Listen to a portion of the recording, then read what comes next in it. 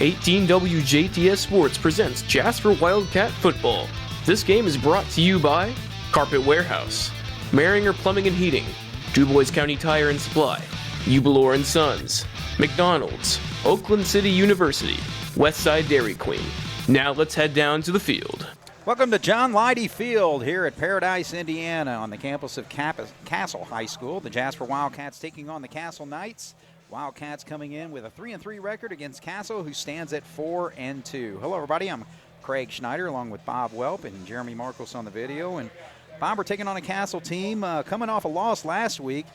One of the big tests for them this season was going to be the Wrights game, and of course Wrights still undefeated and pretty well manhandled them. After the first half, it was tied 10-10 at halftime. The Wrights scored 31 unanswered points in the second half and pretty well dominated, especially on the ground against Castle.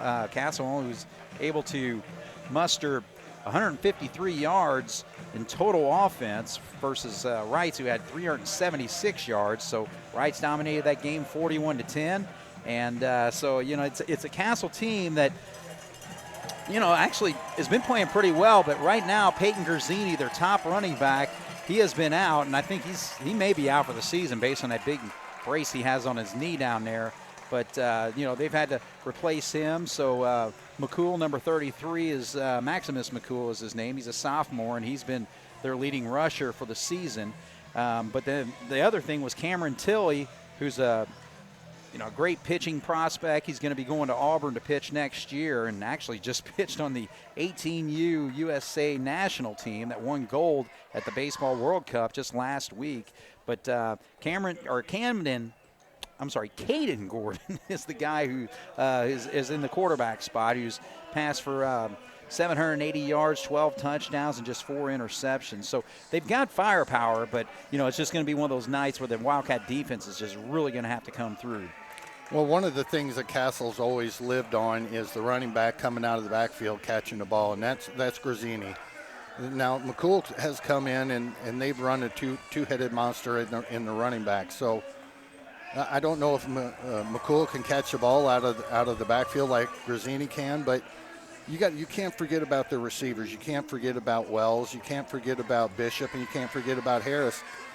You have a receiving core there to where they have almost the same amount of receptions, almost the same amount of yards, and that makes it easy on Gordon. Now, that says one of two things. Either their receivers are really, really good, or their offensive line is really, really good and giving him the chance to drop back and check down if he has to. Well, another guy, too, is Weston Eigner, their tight end. He's an outstanding basketball player in addition to on the football field. But, yeah, he's actually really good from that tight end spot, and he's got 20 catches on the season. Well, the Wildcats coming off the win and a shutout last week, 27-0 against Central. Wildcats rushed for 227 yards and 4 touchdowns in that football game. Touchdowns scored, 2 of them by Perkins, 1 by Dawkins, and 1 by Fleck. Holsworth led the Wildcats with 78 yards rushing, and Max Butel, the freshman quarterback, was 3 of 5 passing for 48 yards. But I think we're really going to have to be diversified in our offense tonight. Yeah, we've talked about Jasper becoming one dimension when Grant Young went down and Holsworth came into the quarterback. Well, you brought Butel in to kind of, you know, make sure that the other teams can't stack the box and he can throw the ball. Well, we've only been throwing 5 to 7 times a game, so, you know, that's kind of a tough thing there. But our offensive line is going to have to control Mr. Everything, John Purdy. You know, he's one of the best linebackers in the state. I mean, goodness gracious, he's ranked nationally 19th. So the guy can bring it. He's 5'11", 200 pounds. Now, that's a package. Yeah. And he's very smart. Now, they have him as linebacker, but jokingly I said they should have OF because he's going to be all over the field. Yeah, no question. You know, he leads the team with 90 tackles and 4 of those tackles for losses. So he is a leader for this Castle defense, which is actually just giving up 18 points per ball game. And, you know, the big one coming with the Wrights game, you take away that, you know, against 21 against Vincennes, gave up 21 against North, but they had a shutout against Bossy, and Harrison only scored 8 against them there. So, all right, so we are set for kickoff here. And again, Paradise, Indiana. And can remember years and years and years ago, Bob, playing for the 8th grade championship on this football field, if you can remember that. Oh, yeah, and that was always a battle. All right, so actually it's going to be a short kick fielded at about the 12-yard line, and the Wildcats are going to return that football to the 25-yard line, so that's where they'll start, 1st and 10. Now, Tony Lewis, at some point, is going to have to open this up again. I had mentioned in the pregame that, the one-dimensional, but we've really gotten one-dimensional because we haven't been pitching as much as we did when Grant Young was in. We're going to either have to pitch more or we're going to have to throw more. This off the tackle with Purdy running inside, this guy's a load. Well, we're starting out with 3 wide receivers and 1 slot. So the Wildcats with a little more of a spread offense here, and Butel taking his time on this initial play call. Getting straight up, and again, that was just easily stopped by number 43. Zach Schultz was all over that. He read that, and he was just pretty well untouched. Every single time, if you play Jasper the way the season's gone between the tackles ever since Grant Young's been out, yeah, sometimes we're going to run the counter, which will be destroyed if they get penetration like that. Sometimes we run a few other things, but the majority of the time is tackle to tackle, so you're going to win the high percentage of them if you just guess that. We got to mix it up. So 1-yard loss on the play. 2nd down, and Jasper working that play clock all the way down to the final seconds for running the play again. And now this time, quarterback keeps the football. So Butel rushes to the left side there, and not much room. He maybe gains a yard. Well, Castle has shown from the first 2 plays of the game, they're bringing all the heat. As soon as that snapped, Purdy and his brothers are coming crashing in between tackle and tackle. We have got to get the ball out. This would not be a bad game, I think, to kind of move Butel back in the shotgun. 1-2, get rid of it, just like Wrights, just like Mater Dei did. All right, so 3rd down and 10.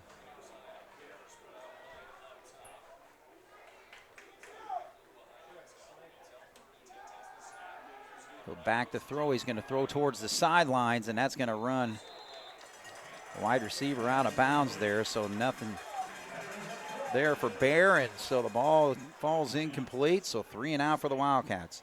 Yeah, Butel needed to pull that ball a little bit more to the middle. Now, when you look at that play on film, you're going to see that their safety was coming up. So if he brings the ball any more to the middle of the field, there's a good possibility they get a pick 6 there. But we're punting the ball, so even if he does and Bear's able to bring him down, it's just as good as a punt, which we experienced last week in the Central game. So Cabrick back to punt, and almost blocked there. He might have got a piece of it. So the ball will bounce right at the 45 and stop at the 43. So Castle's going to have great field position for their first possession here. We did absolutely nothing to slow them down with our offensive line. And right there on the specialty teams, you're supposed to hit your guy, 1,001, 1,002, release and go down the field, cover your lanes. We didn't even touch him. So again, Caden Gordon, the quarterback, number 14. I'll spit that out eventually correctly. There we go. Under center, and he pitches out to McCool on the left side, and he sees an opening, and he's going to rush this football all the way for the touchdown. So pretty well untouched on that sweep to the left side, and I don't see any penalty flags. So just like that, first play, 57 yards, Castle on the board. Well, we showed no resistance on offense. We showed absolutely no resistance there. Coach Lewis has got to be thinking, who is this team that come off the bus? Even though we've struggled this year, we have not started a game like that. So way too easy for the Castle Knights on their first possession. So Maximus McCool, the sophomore. So there for the extra point.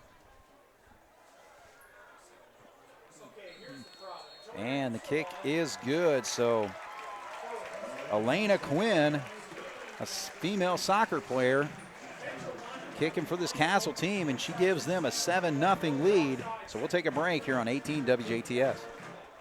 So number 2, Riker Cotmel is the place kicker. after Quinn knocked in the extra points. So the Castle Knights will kick off again to the Wildcats, and they'll field it right there at the 11-yard line. So Bear with it, looking for some room up the middle, and he's going to be brought down at about the 24-yard line. So the Wildcats' second possession after going 3 and out the first time. We'll see if we do better this time. We got to stop their penetration. If you allow them to get the penetration, when we run the counter, offensive lineman is supposed to fire out. The slot back on the backside comes down the alignment, cuts up between the guard and the tackle. But if there's a Castle Knight sitting there, he's all alone. We're dead in the water. All right, so a man in motion, but they give it to Perkins on the right side, and he's got a lot more running room than he did the first couple times. So he's going to rush that football all the way to the 29-yard line to pick up a 5. The offensive line did a nice job of kind of opening it up. Now, if I'm attacking the Castle defense with Purdy sitting in the middle, I'm going to the end. I'm making him come vertical instead of straight at you. So second down, Perkins on the left side. He's got some running room. So he's able to get across the 35 to about the 37-yard line. So a pickup of 7 on that run. Running with a lot of tenacity right there, and that's what we got to do. You've got to look for these when they come up to hit you, that you give them a little bit of a shot too, so they know when you come through, they're going to have to alter the way they tackle. And sometimes when that happens, the tackle breaks, and there you go. All right, so 1st and 10 from the 37-yard line. Cats trying to answer a quick score by Castle. They lead 7-0, and are able to draw off sides defensively there. That was number 77, Malik O'Felwin, 5'9", 270. And guess who's coming off the field? So the offsides will move the Wildcats up 5.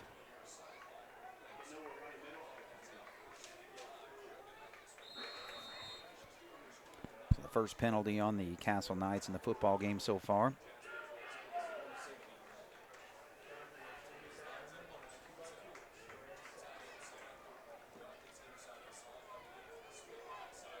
Perkins on the right side. He sees an opening. Still on his feet across midfield or right there at the 50. Gets a little bit past it, so we'll spot it at the 49-yard line. I don't know if it was our OC or our HC, but one of those coaches got a hold of that offensive line and kind of let them know they were not too pleased with that first possession Jasper has. They look much better since they've crossed the 50, and let's hope they can just keep it rolling down. So Perkins with 3 carries on this drive so far, and has resulted in 2 first downs as the Wildcats are edging on Castle territory. This time Holsworth on the right side. He's got an opening, and he's able to break across the 40 down to the 37-yard line. Just like the Central game last week, when we tried to go from guard to guard with that dive play, not much was happening. We were able to get to the tackles of the last few plays and pick up some good gainers. All right, so the Castle coaching staff seen enough. They want to talk to their defense. We're going to take a break here.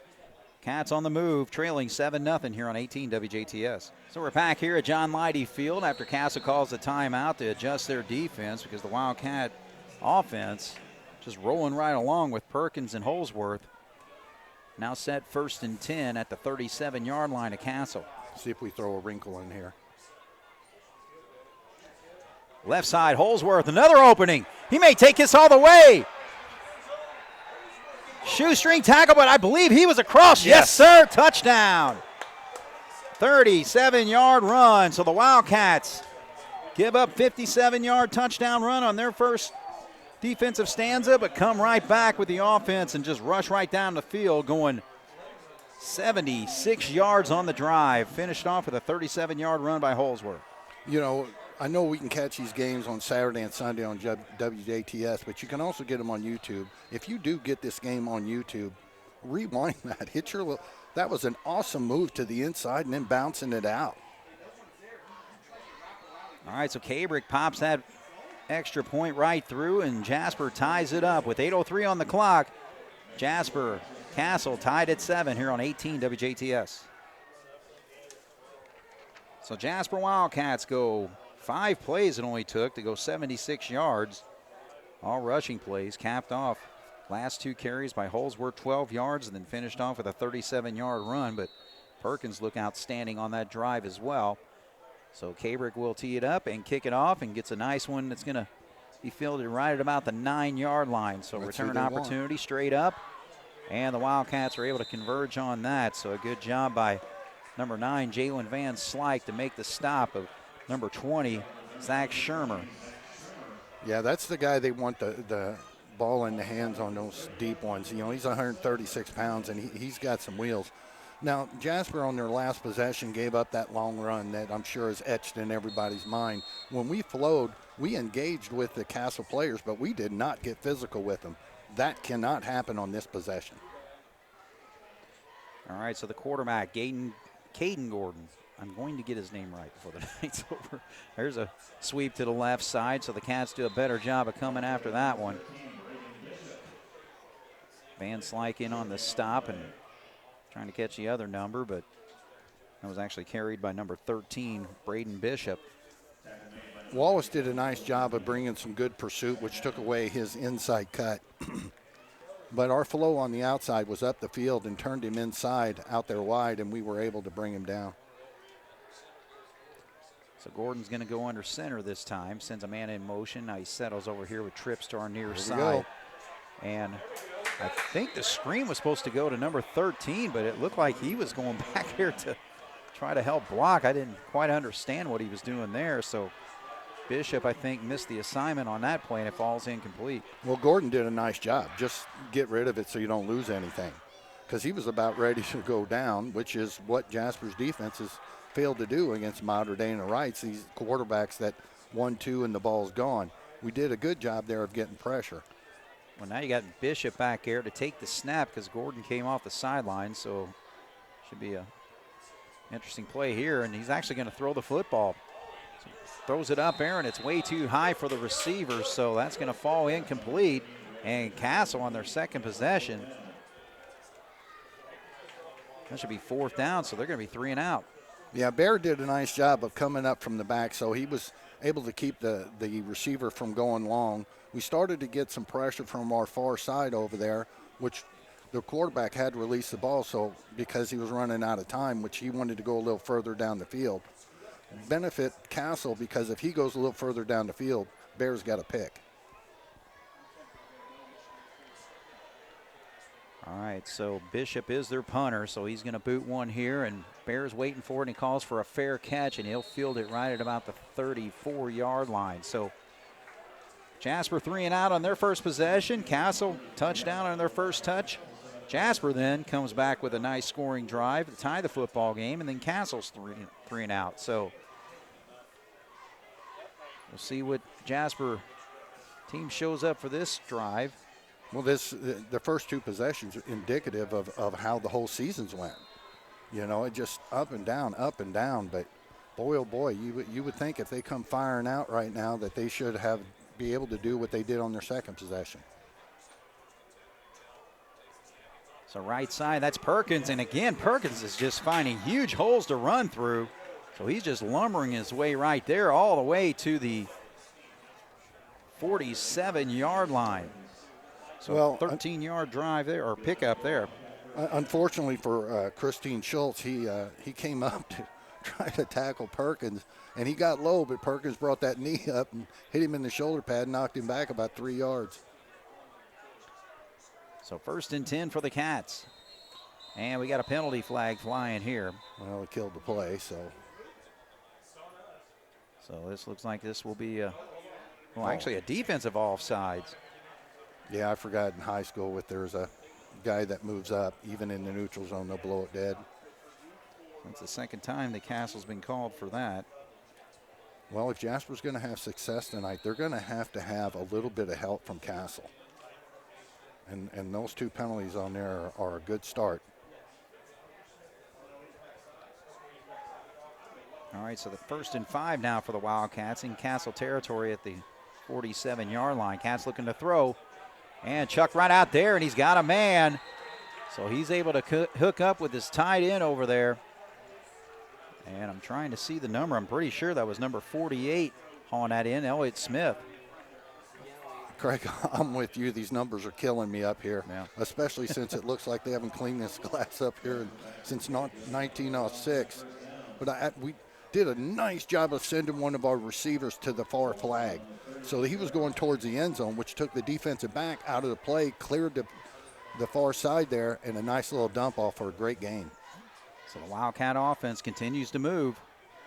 Gives it to the left side.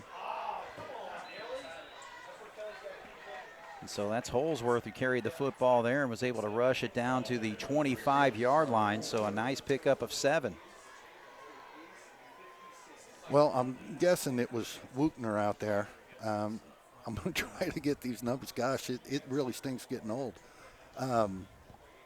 But doing a real nice job of engaging and stayed engaged and pushed his man out. Running back took the stutter step, bounced to the far side, and nice gain.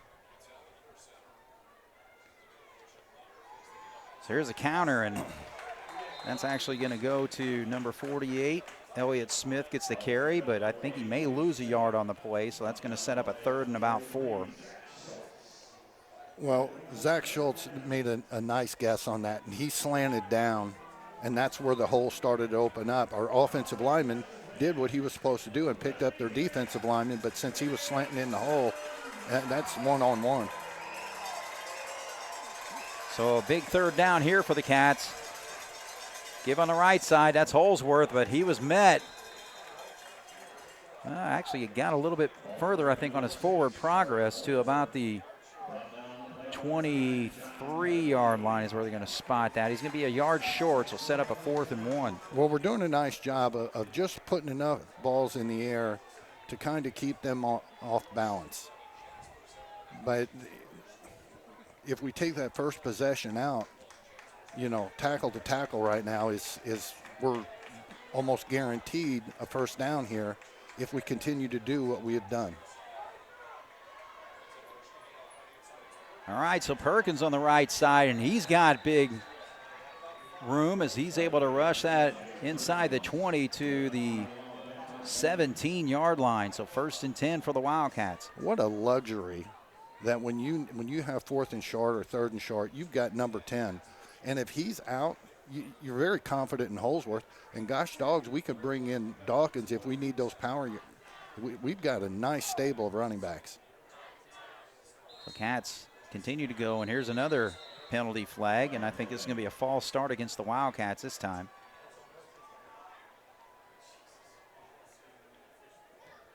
So that will push the Wildcats back 5.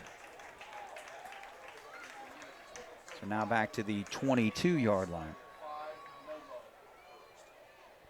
Well, Doug Hurt was down there kind of yelling at the officials saying, I know you called 2 offsides on us. They're pulling us off. They're pulling us off.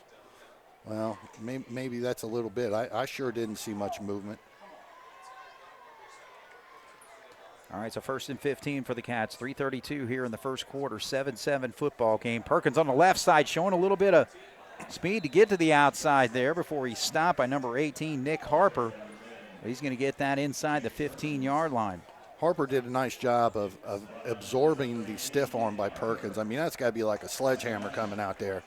And did a nice job of getting a hold of the jersey and keeping a hold of it and dragging him down. Not a bad game, though. So the Cats make up about 7 yards there to make it 2nd down and 8.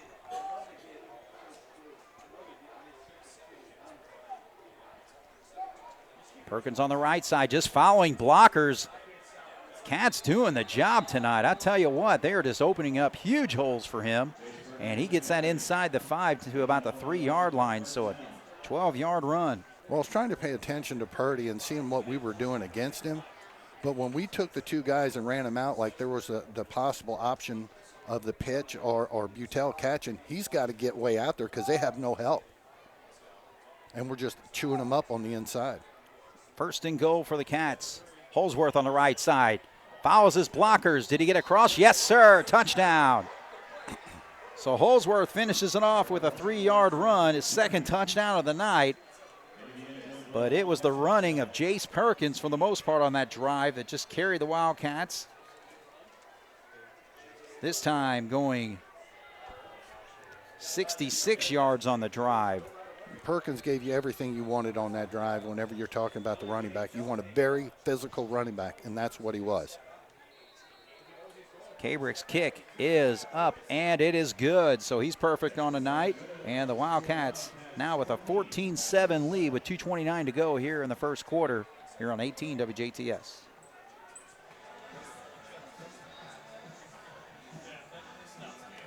Well, the quarter started tough for the Jasper Wildcats, giving up a quick touchdown after a 3-and-out. But since then, the Wildcats have answered with 14 points, 2 touchdown drives, one of 76 yards. The last one just finished up with 66 yards, and mostly with ground and pound, mixed in with a nice pass play of 15 yards. And actually, we got a penalty flag here, and I think we got a legal procedure on the kickoff, so that's going to push the Wildcats back 5 on the kickoff. Somebody was trying to get that little extra start. This is really where Jasper has to be careful. It's these special teams. You don't stay in your lane. You don't stay committed. You don't stay disciplined. They get the big play, and that takes the momentum away. It's been a long, long time, let me say, that it's been since I've seen a game to where momentum has been yanked from one sideline and put on the other that fast.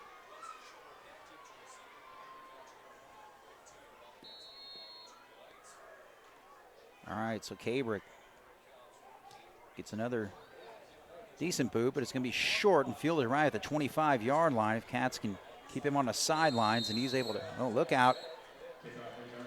So actually force him out of bounds at the 37-yard line. So pretty decent field position to start their third drive. Well, excluding last game against Central, and I'll give Cabrick some props. He did a nice job of keeping the ball in play, but before that we were averaging about the 35-yard line. So here we go. I mean, this is kind of norm for us. We've got to stay physical. We cannot let them get the big play like they did on their very first play of the game. All right, so Braden Bishop stays in at quarterback here. He's going to take the snap and sprint to the outside. The Cats converge on that, so a good job by Bear to come up and make that stop. He picks up about 4. Very good coverage by Bear. Very good read of it, coming up, staying low. He did get about 4 yards, which defense will jump up and say too much, but Atkins did a nice job of holding up the blocker so he couldn't move down the field to Bear. So Caden Gordon on the sideline over here. Bishop is now their quarterback. Little play action. He tries to throw it out here to Weston Eigner, but just put way too much on that when he pitched it out there, so that falls incomplete. Again, I don't see any injury or anything from Gordon over here. He looks perfectly fine. I don't know if he's just being benched or what the deal is. Well, sometimes coaches make statements that way. Yeah. Well, third down for the Cats defense against Castle here. 3rd down and 6. Bringing some heat. Now they're going to check out of it. Play clock at 12.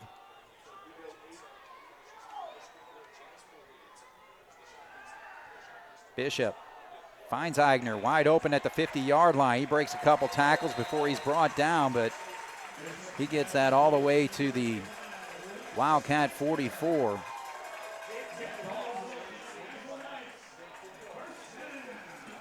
You know, that wasn't bad defense by Jasper. We were there. He just placed that in a good window. It was a far cry from what he threw before that, but he went right over the linebacker and dropped it in behind him. That was a nice ball. So 15-yard pickup there makes it 1st and 10 for the Knights. The Wildcat 44. Now Bishop's going to rush to the right side. Looking for that hole, but good job defensively by number 65, Jake Winesapple, to stop him. That's 2 that Mr. Winesapple's been involved in. Our last 2 plays of getting up and doing a nice job. He was the one that they dropped the ball over, but he was in decent shape. Sometimes you just got to tip your hat. 4-yard pickup, sets it at the 40-yard line. 53 seconds to go here in the first quarter. Jasper 14, Castle 7. Gordon's back in the game. And they pitch out to McCool, so he misses the there. tackle. Now he makes another move. Thought he was going to maybe take that all the way, but Tyler Atkins was able to save it. Shoestring tackle knocks him down at the 29-yard line. Wallace was there. Wallace was going down. He was fighting off a blocker, and he I thought he was going to bring him down for a 3-yard loss, but McCool is so fast, blink of an eye, he's down the field. Nice job by Atkins. Actually, they'll spot it at the 27-yard line, so that's a 13-yard pickup and a 1st and 10 for the night, so they're looking to answer. Trailing by 7. Man goes in motion, stops. McCool on the right side. He's got an opening, still on his feet, so they're starting to open up some holes for him, and the second effort allows him to lunge across the 15 to the 14-yard line. Well, if you watch the defensive setup for both teams, it's fairly similar. And look what Castle's starting to do. They're starting to go outside to the tackles. And I'm sure they're wanting our cornerbacks to shoot up so the receivers can release. So McCool starting to warm up again.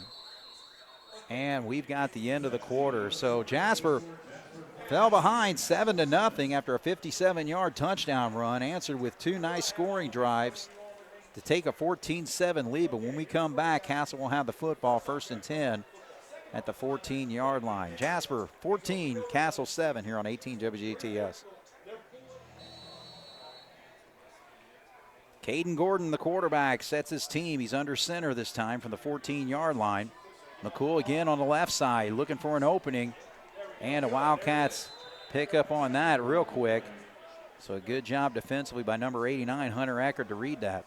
Well, you had Peters coming up and making good contact. I apologize. Cabrick come up, make good contact to help drive him down. That's what we need. It's a good thing people can't hear Coach Shelton down here because he's not happy with the way we're coming off blocks.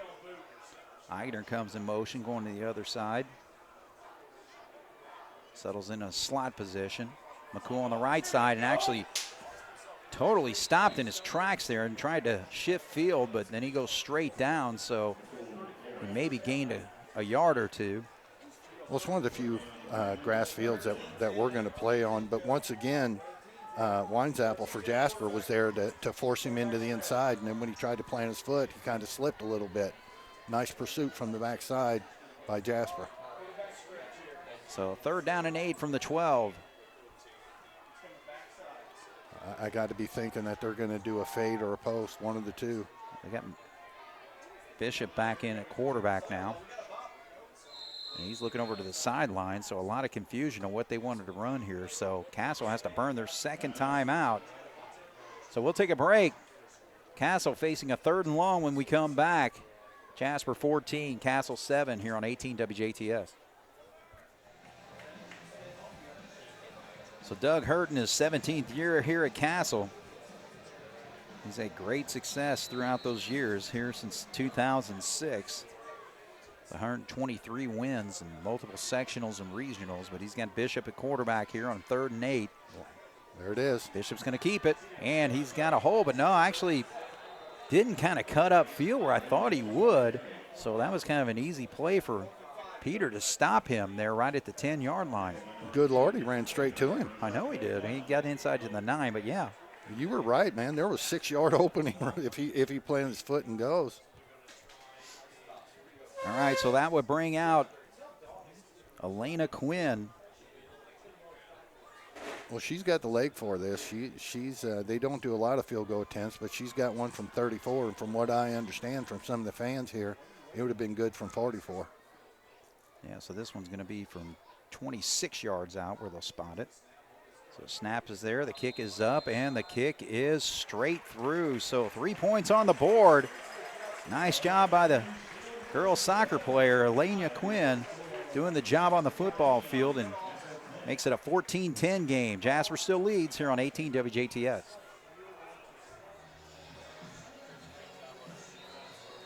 So the Castle Knights had to settle for a 26-yard field goal, so Quinn pops that through, make it 14-10. And they will kick off to the Wildcats, and we'll see if the Cats' rushing attack can continue on.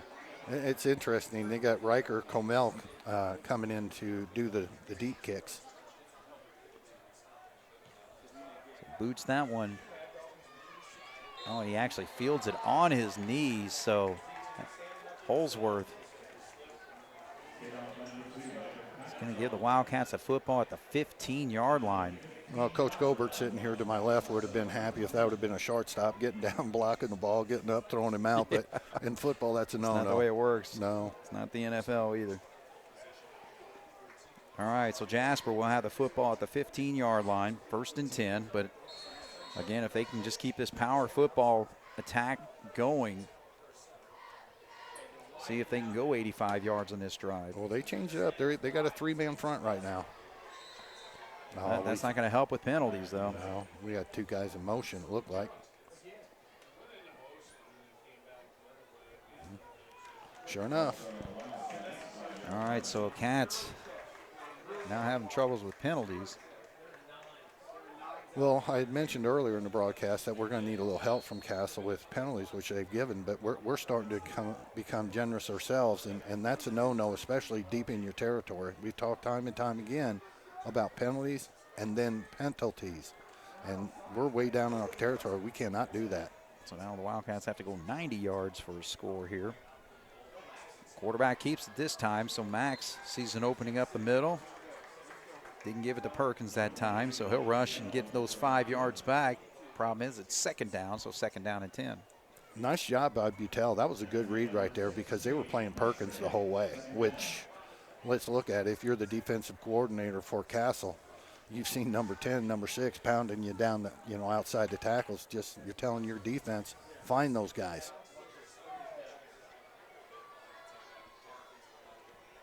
Catch from the 15, Nice Perkins. He just keeps following those blockers, and the surge continues. But they will now stop the progress, but he's got the 1st down yardage, so that's going to move the sticks. So give him credit for a 10-yard run. Good Lord. He planted his right foot and bounced up into the inside. He was dead to rights if he kept going out to the tackles like we were, because that's where we're shooting, because that's where we've had success. But what a fantastic job of planting your foot and cutting it back up the middle. So actually put it at the 26-yard line, so it's an 11-yard run. 9 minutes on the clock. Jasper leads 14-10 here in the 2nd quarter. Left side's Holsworth this time, and he is met right away. Purdy, of course, in on the stop, but also number 43 in there, Zach Schultz. But it makes me happy, and it makes me smile when I look out there and I see Holsworth coming through that line with both hands on the ball. And that young man has learned from his mistakes so far. Last week, the only fumble we had was on a pitch, but the Wildcats were able to recover. Went for about a 7-yard loss, but right now facing 2nd down, or 3rd down it should be, actually.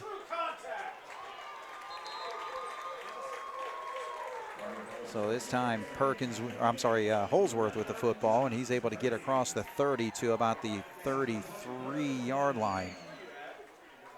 Well, if they stop us cold right here, I'm sure that we're going to send Cabrick in to send it away. But if we get real close, I know we're on their side of the field. We have proven, other than that first possession, we can get very short yards easily. Let's just get it here and not worry about it. So 3rd down and 2. Quarterback keeps it this time. Oh, I think the play was straight up. Absolutely it was. So he actually misread that one, and the Wildcats can be forced to punt. But not a mistake.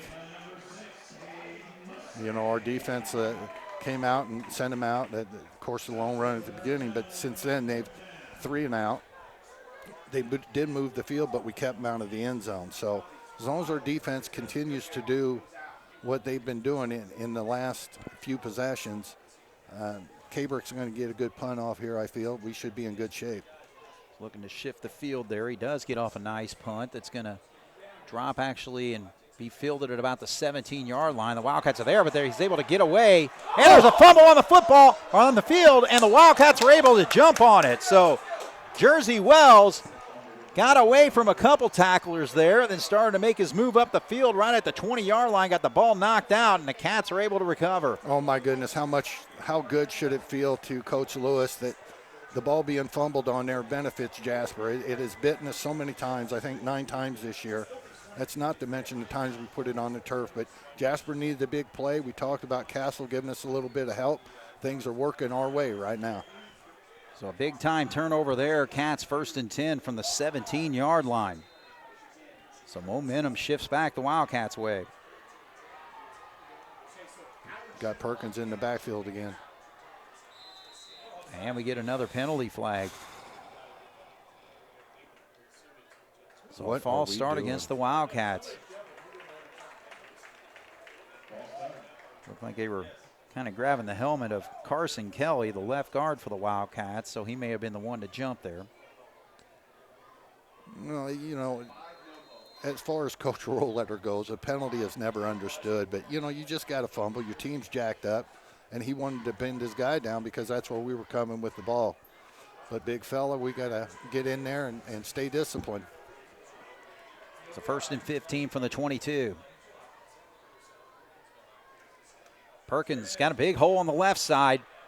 That's the way. Stiff arms, but he is met right there by number 24, Christian Schultz, coming up from his cornerback spot. But he's going to pick up 6 or 7 on the yard or on the run. We'll call it 6. Perkins, Holsworth, they have to continue to run like that because they're coming up. If they do not get that jersey and we keep giving them a hit and letting them know that we're there, you know, sooner or later they're going to bounce off and we're going to skate it to the end zone. So 2nd down and 9, we'll call it, from the 16. Nice They actually play. give it to Cabrick. He makes a move as he came in motion and came back the other way, and he's able to rush it for a 1st down all the way to the 5-yard line. That is the first time this year I have seen that play. That's a nice little wrinkle. Sending our guy out, the slot back, who usually takes the pitch.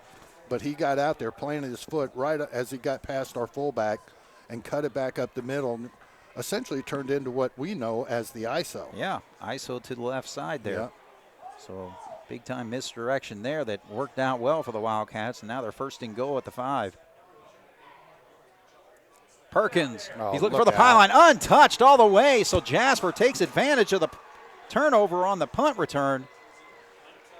So Jersey Wells had the ball popped out. The Wildcats start at the 17 after a penalty, finishes it off with a 5-yard touchdown run by Perkins. You know, you're seeing everybody tap number 10 on the helmet, and rightly so. He did a great job of through the possession and getting it in the end zone. But boy, you get in there into the end zone like that without being touched. That offensive line, all of them, that was nice. Well, I think this is one of those nights where extra points are going to be valuable. So Cabrick would need to stay hot, and he pops that perfectly through. So he's starting to get his groove kicking the football. Did a great job on the punt to push Castle back, and eventually they fumble. Jasper takes advantage and now leads 21-10 here on 18 WJTS. Yeah, well, Bob, this would be nice if the Wildcats can continue to score with touchdowns versus Castle has 1 touchdown and a field goal, so that's where we're standing right now at 21-10. Well, we just got to stay in our lanes. We've got about 12 yards to the sideline here, to the Castle sideline. I hope we fan out when we go down. If not, if they cut it to this side, we could be in trouble. Cabrick does have it closer to actually right there on the left hash. Well, he's a little short on the kick there, so that's going to be fielded. Purdy's got it gets across the 30, and they're going to stop him right there at the 31-yard line. So actually that worked out pretty well. Well, you see it a lot in college games, pro games, where you get to the pros and the college. I know most of the time they kick it through the end zone, but every once in a while you'll see them, and that pooch kick is actually a play they set up, trying to keep the ball out of the deep guy's hands, because that's usually your stars right there. Now, Purdy's a hell of a defensive player, but it doesn't look like he runs well with the ball. We'll see what Castle does here. They've not really opened up their offense just yet. Well, they hadn't when Gordon's in there, and that's who's in there now. They're going to pitch out. McCool with the football on the left side. Cats just close down on it real quickly there. Finished off by number 65, Jake Weinsapple. Well, what happened with Bear right there, even though he did not make the tackle, that's what I was talking about after that first possession. Bear was flowing out, and their offensive guy came up to make contact with him. Bear did not give a yard. In fact, he pushed him back about 3 yards. It's that physicality that if the white shirts bring, we should be doing pretty good tonight towards the late in the fourth quarter. Wagner goes in motions and sets on the right side. Now actually a fumble there, and Jasper, did they get on it? Yes, I believe so. A fumbled snap, and the Wildcats may have come up with it. Yes, they have. Trying to see who they peel back.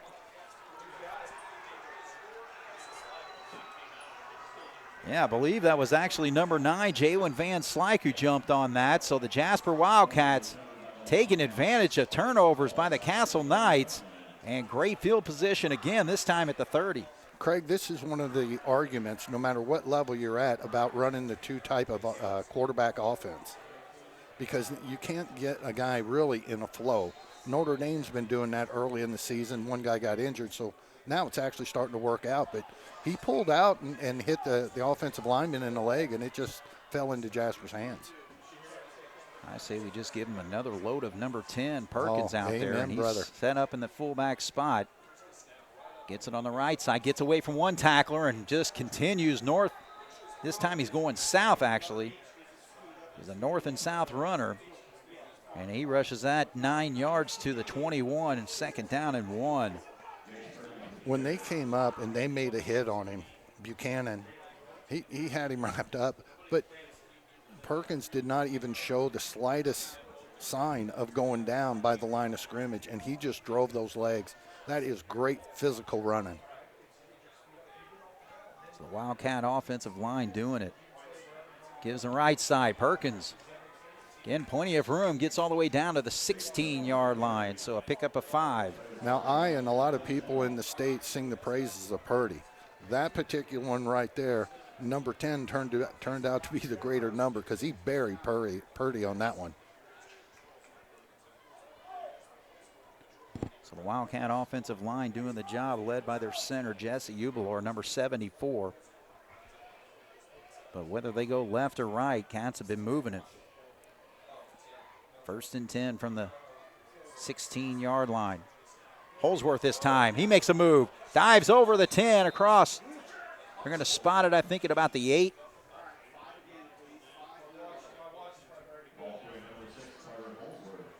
So good run there, 8-yard pickup. Craig, how often have you seen in the past when you have another running back, Lance Dawkins and Isaac Day Sheeter and Isaac Day was a good combo. But now you get Perkins in there really turning the wheels. Holsworth doesn't want to be left behind, so now he's hammering that out. Holsworth this time. And the holes are just there as he goes forward, gets the 1st down inside the 5 to the 3-yard line. So another 5 yards there. 1st and goal for the Cats. When Smith came in, number 95, the outside end for Castle, when he came down, his face mask was pointing towards the ground. You cannot find a runner if you're looking at the ground. If you don't believe me, ask Coach Roletter. All right, so we have a timeout, and I think this is going to go. They didn't really indicate who the timeout was called by, but we'll take a break here. Jasper on the verge of another touchdown run here. 1st and goal when we come back here on 18 WJTS. All right, so after the timeout, the Cats looking to roll, finish this drive off, take advantage of another turnover by Castle, put more points on the board. Perkins gets it, and he's going to lower his head, and he gets across. So Perkins from 3 yards out scores again, and Jasper now leads 27-10. That run right there shows you everything that you want to know about running with power. He was actually running towards an angle, so he was going kind of horizontal to him. Not total horizontal, but kind of. And the guys hit him from the side and didn't even move him off his stride. So we need to keep Charlie Cabrick hot, kicking the football. And he pops this up, and it's right through. So we'll take it. Good kick there, 28 to 10. Jasper with the lead over Castle here on 18 WJTS. All right, so the way this football game started, Jasper with a quick 3 and out, not able to move the football at all, and gives up a 57-yard touchdown run. But since then, Jasper has outscored Castle 28-3 with 2:58 to go. That included 2 turnovers the Wildcats have turned into touchdowns. So here's going to be a kick that's fielded at the 16-yard line. Looking for some room here, and A little bit more speed showed right that time by Zach Shermer, and he's going to get the football all the way to the 40-yard line. I think you're going to spot that. So a good return there. Castle's got good field position. They're going to try to get back in this football game, though. They're going to have to protect the football. Yeah, Shermer's the one that they're always trying to get the ball in their hands. Now, they also have Wells back there who's a sophomore. He's not too bad, but that was all their return blocking right there. It's actually spotted at the 39-yard line. Bishop, the quarterback, trying a hard count there. McCool gets it, looking for some room, but just nothing. Oh, he actually breaks away. Cats had the stop there with Winesapple, but then all of a sudden, boom, he lunges forward for about a 2-yard gain. Well, the two tackles that we missed tonight that really stick out is that one right there by Winesapple and Wallace earlier. But on both of those instances, they were trying to fight off a blocker and make the tackle. They were able to slow the guy up enough to where they couldn't do much. Actually check that as a 4-yard gain, so now the football at the 43-yard line. And, boy, again, just seems like more confusion on the play calling here. Play clock down to 10. This is the one that's going to put it in the air if they do. McCool, play action. Trying to find Agner, get him involved, but a good job there. Read well by Atkins, and he makes the stop. He only gains about a yard. I'll tell you, last week against Central, Atkins was a beast. I mean, he was clubbing people. He had that one hit in the game that brought me out of my chair. And that right there was, you know what, looking up. That's a lot of experience, looking up, seeing the clock ticking down. And just like, all right, he catches it, but no yards after the catch. Great job by Atkins. All right, we'll actually credit him for 2 yards on the play, so 3rd down and 4. Bishop remains in at quarterback in the shotgun this time, but he's got Agner right there. So Agner is actually able to get across midfield, gets the 1st down yardage. Pickup of 10.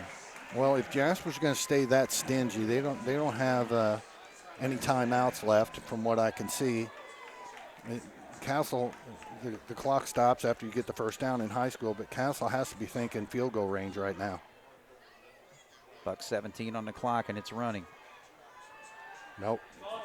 Gordon back in at quarterback. Now he finds a receiver, and he's able to break away from tackles there and gets to the 30-yard line. So that was a good run there by Jersey Wells after the catch.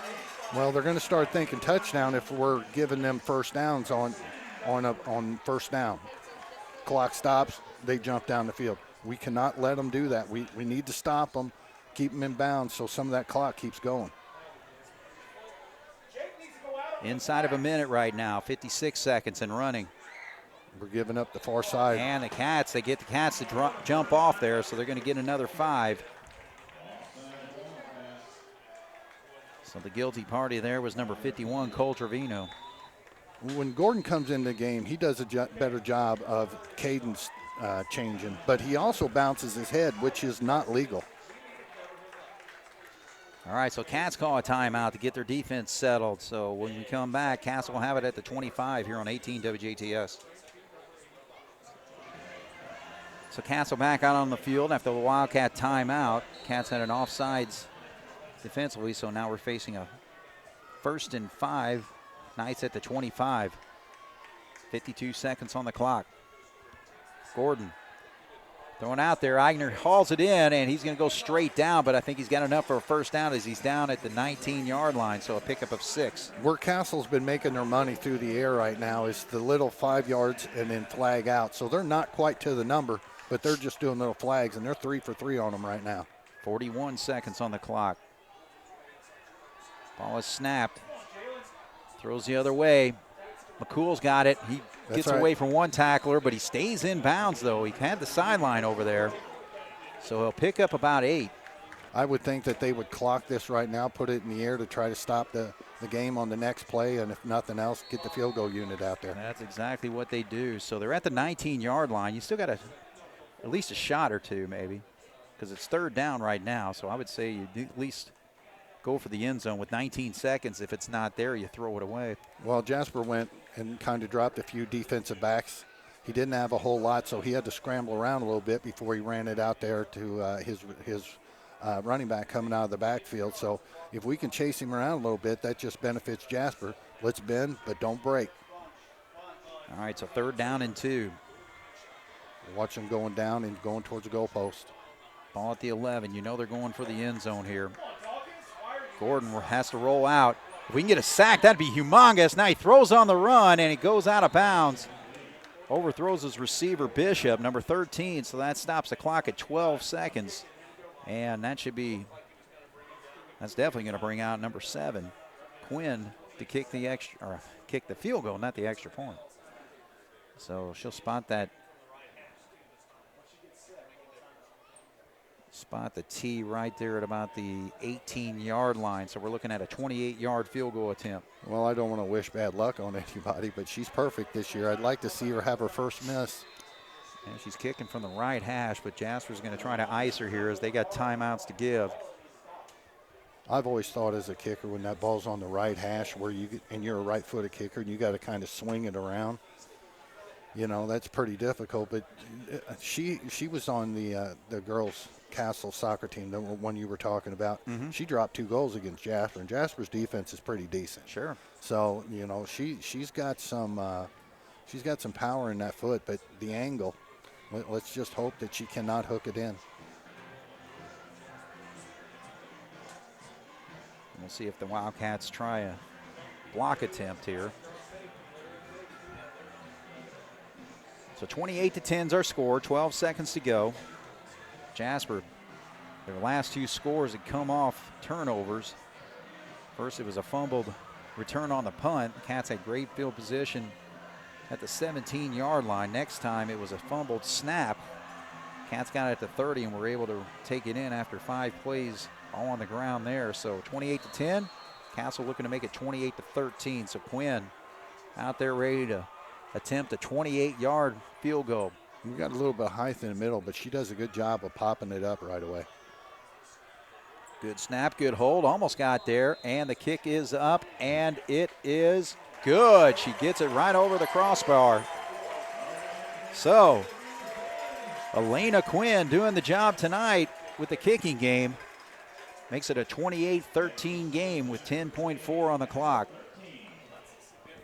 She's just calm, cool, and collective. You know that it doesn't matter if it goes over by 40 yards or a yard, as long as it goes over. That was a nice kick. That was an unbelievably tough angle.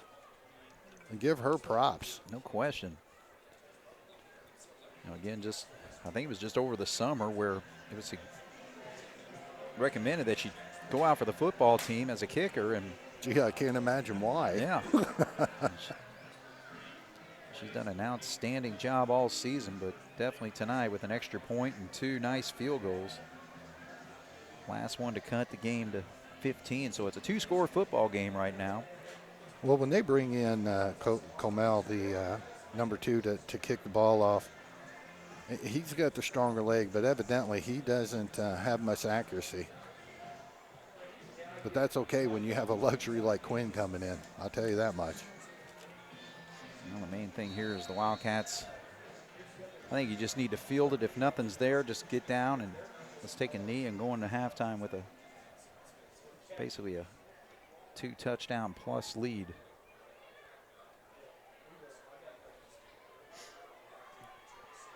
So Riker Cotmel, number 2, will kick off. Boot it there. Bear's going to field it at the 16. Protect the ball. Looking for some room. And he stopped right at the 30, and the clock's going to stop at 4.1, so I'm sure the Cats will just take 1 snap and call it a half. I can't imagine that we would do anything to jeopardize being that they come out with the ball in the second half. Right. Yeah, the Cats had the opening kickoff, so they will be kicking off the second half to the Knights.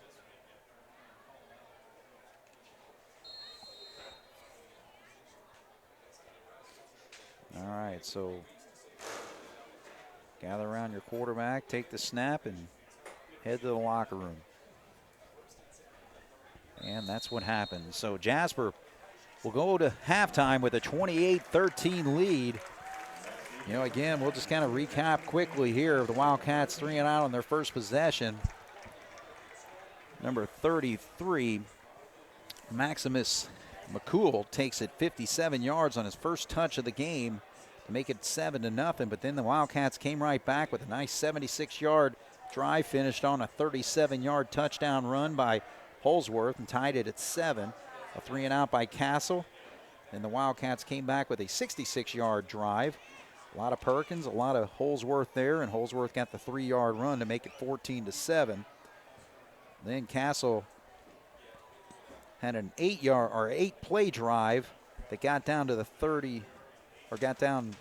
16-yard line. So a 26-yard field goal was popped in by Quinn to make it 14-10. Then Jasper actually had to punt on their next possession, but on that punt, it was actually fumbled by number 5, Jersey Wells, and the Wildcats jumped all over it at the 17-yard line. 3 plays later made it 21-10. Then Castle, 1 play, and then after that was a fumbled snap by the quarterback, so the Cats got it right back at the 30. 5 plays later, finish it off with a Perkins touchdown run there to make it 28-10, and Castle on a late drive gets it all the way down for another field goal. This time it's 28 yards out, so Quinn popped that one, and that's where we stand with the 28-13 game. Well, I kind of scratched my head after seeing the first series and then seeing what transpired. So before I started questioning myself and getting down on me too hard, we're fortunate or unfortunate, depending on how you want to look at it, to have Coach Gobert up here. And I had to ask him, I said, have you ever seen anything like that? And he said, it's been a long, long time. I don't know if the coaches got a hold of our offensive line, better still, maybe an offensive lineman stood up and said, guys, this is enough. But they have went out, they have taken care of business. They have been the more physical team, just what Coach Lewis has been preaching since the Memorial game. I'm all for taking that first possession, hiding it in the trash can. Don't even watch it on film, because everything else has been a thing of beauty. No doubt. All right, so we'll take a break here. Jasper leads 28-13 over the Castle Knights here at halftime on 18 WJTS. We're at halftime here as the teams come back out to warm up for the second half, and Jasper with a 28-13 lead over the Castle Knights. And we'll take a look at the numbers, and they're really good ones for the Jasper Wildcat rushing attack. 29 carries for 201 yards and 4 rushing touchdowns, led by Jace Perkins, 14 carries for 101 yards and 2 touchdowns, and 9 carries for Holsworth for 82 yards and 2 touchdowns. Max Butel was 1 of 2 passing, 16-yard hookup with Elliott Smith, a fellow freshman. And the Wildcats with 217 total yards of offense against Castle with 159 yards. And a big chunk of that came on that first play from scrimmage where Maximus McCool went 57 yards for the touchdown. He finished with 89 yards in the first half. But again, Bob, I think it's just the case right now. The Wildcats in control with the lead right now. But again, I don't think 28 points is going to win this football game. Castle's a quick strike team. Whenever you look at these teams in the SIAC, and this is one thing I love about being in this conference. It doesn't matter if you're playing Bossy or whoever. They're going to have athletes, and I mean guys that can just burn up the field. Castle has those guys. They're going to be receiving the kickoff back. You're going to have Wells back there, and you're also going to have Shimmer back there. Shimmer caught the one, and, their guys did a nice job blocking, and before you could blink your eye, he was up on the 38-yard line. He has got the capabilities of taking it to the house. The second half is plain and simple. Stay disciplined. Just do what you do. Don't change anything. Don't get too high. Don't get too low. Take your lunch pail to work and just finish this out. Well, one thing is going to be interesting if they go with the 2-quarterback setup, because Caden Gordon, 3 of 7 passing for 29 yards. Braden Bishop, number 13, was 3 of 4 passing for 28 yards. So they both threw for about the same amount of yardage there and took about the same number of snaps. Well, it's really hard to tell for us because this is the first time that we're really getting to see Castle up close and personal. And having number 29, and I'm just going to stay with his first name because I sure don't want to. Peyton. Having him on the sideline, he was more of their back coming out of the backfield, catching those little screens. This whole 2-quarterback thing that Coach Hurt is running, it just seems like it's throwing everything off as far as the timing goes with Castle. Now, I'm not taking anything away from Jasper. Jasper has, other than that first possession, just got physical. But, it'll be interesting to see if he stays with it throughout the game. All right, so Castle is set to receive from the Wildcats for the second half here. And Cabrick's teeing it up as we speak, and we're waiting for the whistle to start the second half. So again, Jasper 28, Castle 13. And I think the main thing here, you want to get a good kickoff and not give them great field position to start the second half. So it's actually going to be fielded right at the 15-yard line. So straight up, and runs right into a couple Wildcats. So he's going to return that to the 32-yard line. So Zach Shermer puts a head of steam there, but the Wildcats stop him in his tracks once he crosses that 30. He does a good job from his 0 to 60 speed. I mean, he can just really accelerate. You know, if somebody's going to say, oh, look at the position, they're on the 32. Well, gosh dogs, they caught the ball about the 17, 18. So Jasper did a nice job of coverage there. Well, they put McCool about 10 yards back in the backfield. This is going to be interesting.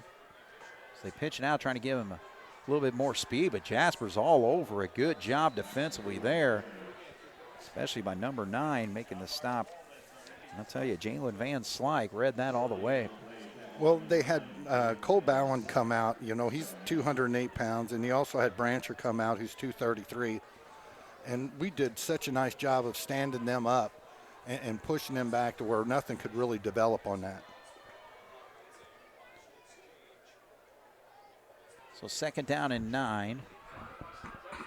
Bishop at quarterback spot's going to try to sweep it here, and good job, nice shoestring tackle getting in the backfield there is Atkins, and he gains maybe a yard. So third and long. Once again, Atkins has shown that when if he's on the far side, he's on the near side, he has taken that outside edge away, and Jasper has gotten burned on that a couple of times with some earlier teams this year. Atkins is doing a really nice job starting the Central game, continuing in the Castle game. Yeah, one thing we found out at halftime is that number 89 is actually Senninger for the Wildcats. He must have switched numbers. So there's a pass out there, and Eigner's right there to haul it in, so Bishop's able to hook up with him. So a big 3rd and 8 there turns into a first down. Well, when Bishop dropped back, he knew exactly where he was going. Castle is 5 for 5 on those 7 to 8 yards and kind of go, you know, towards their sideline. Not really a true flag to where they go to the corner pylon, but they are fading out, and they're 5 for 5 on those. We have got to take that away. So Eigner now with 5 catches, 49 yards, 1st and 10. McCool gets it, looking for some room, and he has been pushed back, and he's actually going to lose a couple yards there. Good job there by Wallace, and also Senninger making the stop. When Bowen, they pulled him from the backside to kind of come out and be a lead blocker. We just buried him, and then that just left McCool all by himself. And there were plenty of white shirts to introduce him to the green turf. So second down and 11 with the loss of 1 down to the 48-yard line. See if they go to that little 5-7 yard and go. And we got a penalty here as we get some Castle players were. He's picking it up. He is? Yep. Okay. Never did understand that, but anyways, some of the Castle players got down in their stance and got back up. If your hand touches the ground, you cannot pull that hand off the ground. All right, so no harm, no foul, and Bishop's going to keep the football, and he's got a little bit of running room, gets across midfield to the 40,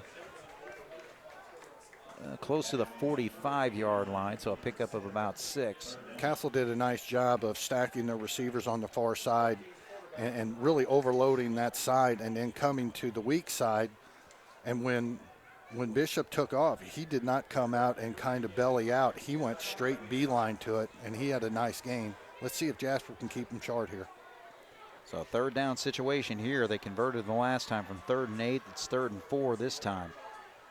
Going out to the flats again. Bishop chucks it out there. It's picked off. Atkins has got it. He's got some running room. If he can make a move here, stays upfield, gets across the 30 to the 25-yard line. So a big-time interception there.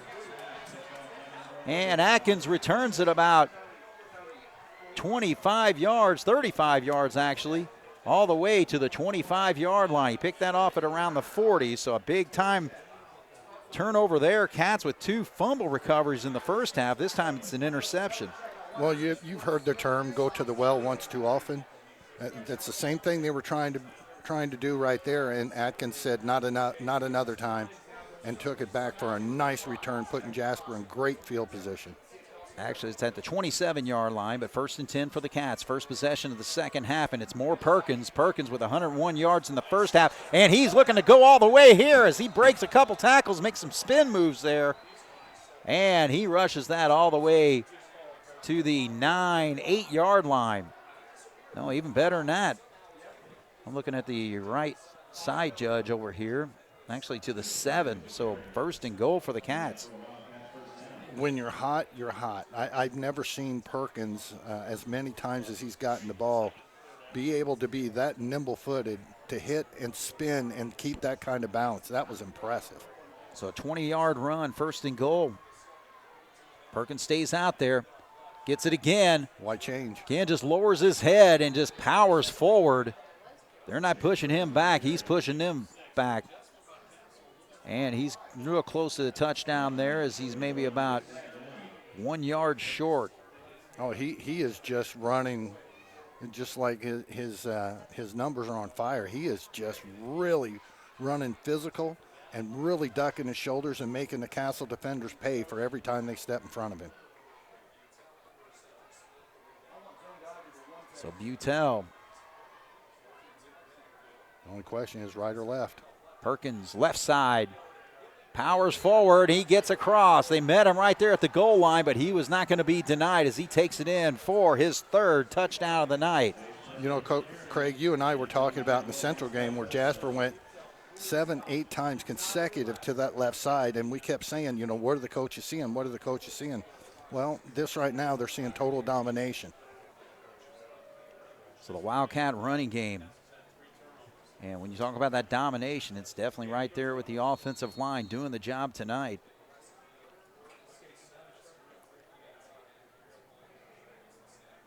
Good snap, it's down. Cabrick's perfect tonight, so he drills that right through. So I said 28 points ain't going to win this football game, but right now Cats with 35. And we are just started here in the second half with 8:31 to go here in the 3rd quarter. 35-13, Jasper here on 18 WJTS. Points off turnovers is the name of the game for the Jasper Wildcats tonight. They have got 21 points off 3 Castle turnovers, making them pay each time. Field's open. And he's able to kind of a stiff arm both ways, but a good job by the Wildcats, and that is Dawkins making this tackle there. It's a big head of steam shown right there again by Zach Shermer. Well, I will say this for Mr. Dawkins. It's a gosh darn good thing he pulled him down because he was not in his lane. He was about 10 yards too far in the middle. But he did show some great speed and took a really good angle to take away and neglect the speed of Shermer. So Castle with the football at the 37-yard line, 1st and 10. Bishop remains in at quarterback. Chucks it out there, and he's got his first hookup with number 81 tonight. So hauling it in is Will Coleman, and that's a big gain, 1st down play. Same play they were running when they were 5 for 5 before Atkins picked it off, but this time instead of fading the guy out, he sent the coach Hurt sent him down the same distance, but brought him into the middle. Nice change of pace right there. Nice pickup for Castle. So we'll give him 17 yards on the play, 1st and 10 in Wildcat territory at the 46. They've got 3 receivers out there. We've got 2 guys covered. All right, so Bishop, he's going to run, and he's going to take it all the way. That hole just opened right up, and untouched goes the quarterback, number 13, Braden Bishop. And just like that, they get that touchdown right back, 35-19. Well, we've talked about Castle's quick strike. They flooded everybody out. When the fans up here in the stands and us in the press box look down on the field, we've seen 3 Castle receivers on the far side, but only 2 Jasper defenders. Next thing you know, here they come on the weak side. Hole opened up, just like you said, and away she goes. So their 2 touchdowns have come on big runs against this Wildcat defense, 57 yards and now 46, as Quinn is out there to kick the extra point. Right there, and she pops it right through, so man, what a boot she showed on that one. Yeah, she almost put it out in the track, which is what, 35 yards? That's nice. All right, so Both teams answer each other with touchdowns to start this second half. It's 35-20 here on 18 WJTS. Castle only needed 2 plays on their touchdown drive there, going 63 yards. Short kick there, Cats field it, and they will be stopped right at the 33-yard line. So Peter's the one who returned that football. So Cats 1st and 10 here.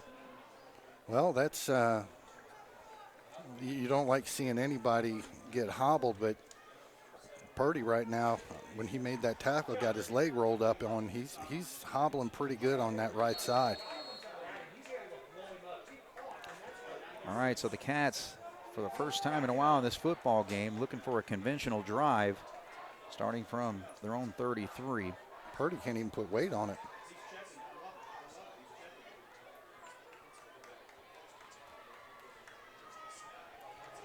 Give us to Perkins on the right side. Again, protect that football because turnovers have been a big key in this football game to the advantage of Jasper. You don't want to give it right back to Castle in this territory. Absolutely not. We need to go down and just keep the momentum at a minimum. If we get a silly turnover or kill ourselves with a silly penalty and they get the ball back and score, you know, then the night train is really starting to roll, and it's going to be hard to stop them. And it's going to be very important for the Wildcats to just move the football here. And look at that. Man, that is physical football right there as he just plows right over a Castle defender, number 15, who's not listed in the roster. But, man, he took a pop from big number 10. Well, he gets hit by Perkins again like that. He won't be listed on the field. Man, that was a nice run. All right, so it's a big 3rd down for the Castle Knights here. They can make a stop here. The momentum has shifted their way, obviously, with the 46-yard touchdown run on their last offensive possession. Cats need it here, but good job by Holsworth to make that spin move, and he backs his way to the 1st down marker.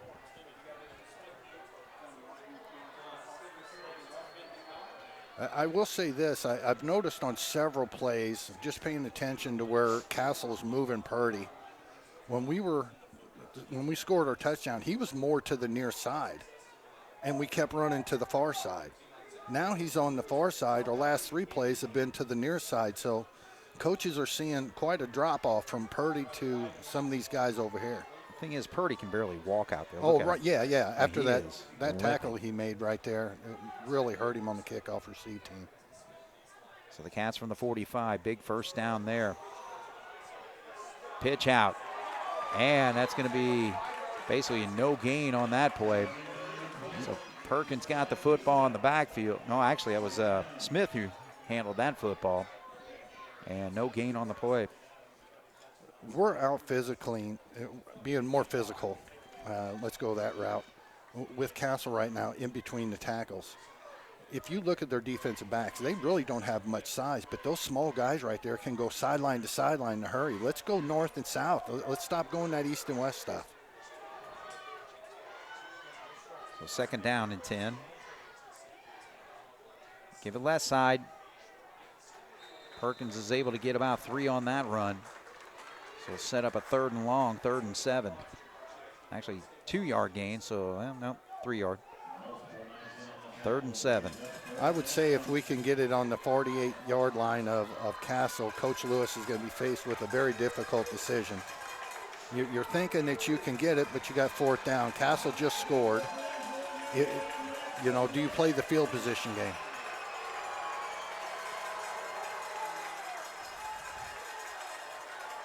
They're bringing everybody. Oh, and actually, we got a penalty flag late. Yeah, that's on us. False start against the Jasper Wildcats. Yeah, you could see the Cats were running the bootleg play there. All right, so now any pass plays that you had up your sleeve, you can forget that last one that you just called. So now you're facing a 3rd and 12. Well, I understand that, and I think Butel's run a pretty good show tonight, and I think he can throw the ball, and I wouldn't be objective. Don't play to lose. Put the ball in the air. He's just got to understand if it's not there, just bury it. Yeah, because you can get Cabrick in there and shift this field position. Oh, he finds a man open here. And that's Dawkins, but he's not going to have any opening as he can't even get back to the 50. He's going to be stopped at about the 48-yard line. So the Cats pick up roughly about 5 on the play. So it's going to be 4th down from there. Nice little sidearm toss out there by Butel. And Dawkins did a nice job of trying to go up, but that penalty just killed us.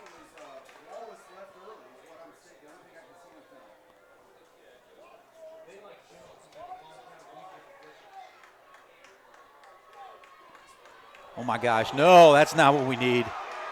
But Cabrick's going to run the football, but no, he's going to be stopped. Oh boy. A horrible snap, and that is just the last thing the Wildcats wanted to happen here. So the momentum shift is just huge going the way of the blue. Yeah, it's he's 2 for 3 on those. There was a couple of games earlier in this season he reached up and got it, but that one was about a little half-inch higher to an inch higher than what the other ones were. So Castle will start off at the 38-yard line of Jasper. White shirt's got to make a stand right here. 1st and 10. Bishop stays in at quarterback.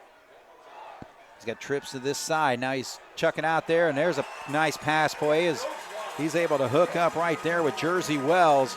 Wells gets across the 30 to the 27. And Castle's going to hurry up right now, but if you remember Mater Dei, that's what Mater Dei did. You know, catch, 1, 2, boom, ball's gone. So we don't need to be sending heat. We need to be dropping guys back because I don't care who you are. If they're throwing the ball and getting it out that fast, you are not getting there. Now they bring Gordon back in. He's going to go under center, so they're actually going to set up a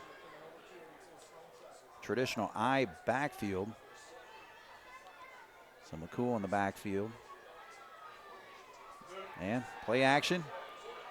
Gordon's going to throw towards the end zone, and that was an opportunity for the Cats to possibly pick that off.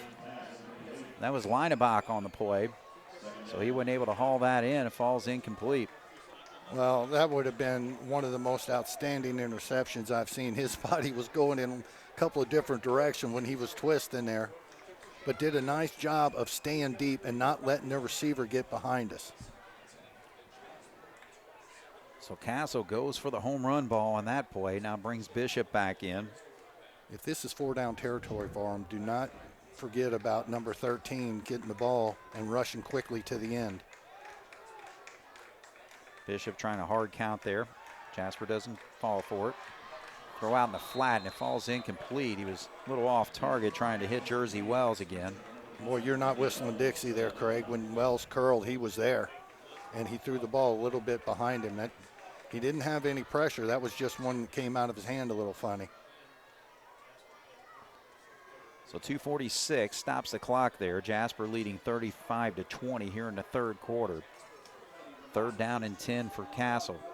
Well, if they put the ball up 3 times in a row, you're going to see that the coaching staff is seeing the weakness of Jasper they're perceiving to be right behind our linebackers. So they go trips to the far side there. And we've got kind of 2.5 out there. There we Fumbled go. There snap, we go. but Bishop's able to recover, throws across field, and good job defensively by the Wildcats there. Trying to see, I think that was Weinzappel, number 65, who actually made the recovery there and knocked that pass away. Weinzappel's been playing a whale of a game. So 4th down and 10. A little too much distance for a field goal attempt here, so they're actually going to make a change, and Gordon's coming back in. This I do not understand at all. They leave Bishop out there as a wide receiver, so he's going to split to the far side, and they got one to our near, 2 to the other way. Well, we better get out there because we're giving them the outside right now. And actually, Castle calls the timeout. All right, so action here in the 3rd quarter. Jasper still leads 35-20. It's 4th and 10 when we come back here on 18 WJTS. Castle comes back out on the football field after the timeout. They had set up to bring in Caden Gordon at quarterback, but then during that timeout switched over to Braden Bishop, so he's back in. with 3 wide receivers to the right side. He's looking, he's looking. Gordon chucks it out there, and he's got Eigner, 1st and 10. He's able to connect right inside the, well, they'll spot it right at the 10-yard line. So an 18-yard hookup on that play. 4th and 10, 1st and goal. When the ball came out, we had 2 guys right there by the receiver, and we just turned and watched the ball go through the middle of us right to the receiver instead of attacking the ball. You got a ball hawk out there. So 1st and goal for the Castle Knights right at the 10-yard line. Bishop's going to keep it to the right side. And he is stopped at about the 6. So he picks up 4. Actually, a decent job by our defense because it sure looked like he was going to pick up more than that.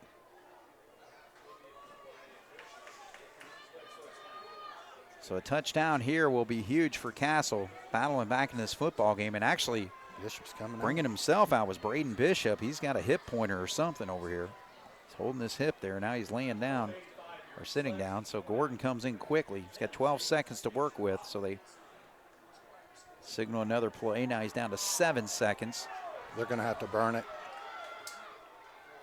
Oh, the guy's off. Gordon chucks it out there. He's got Eigner. What a strike coming off the bench like that. And he's able to hook up with number 85, his second big catch of this drive. The other one was an 18-yarder from 4th and 10. This time for a touchdown, 6 yards out. Well, he caught it on the top side of the K of the Knights that's painted across the end zone. As you get to a defensive back, if you get there, you know he can't go any further. You've got to turn your head and find that ball. It was a good ball, though. He had a lot of velocity on. He did what he needed to do, but, well, now it's really important that we answer. 35-26 as Quinn comes out to kick the extra point.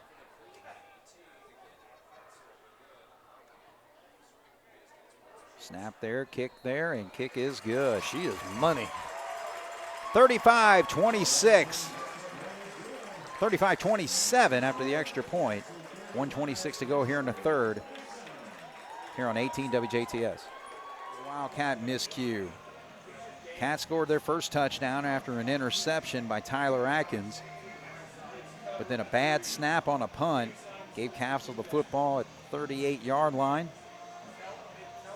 Cats forced a 4th and 10 situation, but an 18-yard hookup to Eigner and then another touchdown pass to Eigner a couple plays later.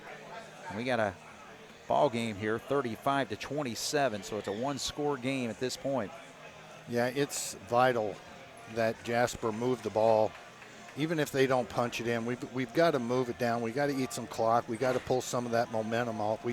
Their offense is in a good timing rhythm right now. We have to break that. Keeping them on the sideline would do that.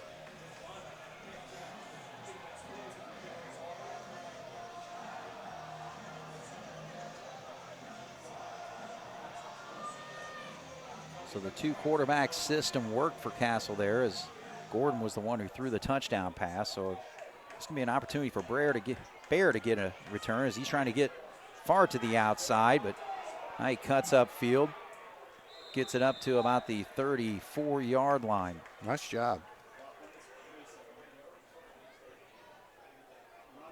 So he ran probably about 40 yards to gain the extra 4 or 5 there. So 1st and 10 for the Cats. Well, he had 5 guys chasing him, and he got by 4. Yeah. You know, so that's impressive. All right, so the Wildcats have got to answer here. 35-27, they lead by 8. Minute 18 here in this third quarter. Well, we got Purdy on this side. Let's see if we go to the left side now. Holsworth in the backfield. I check that. It's actually Perkins, but tripped up there and picks up maybe 3. That was a turf monster there.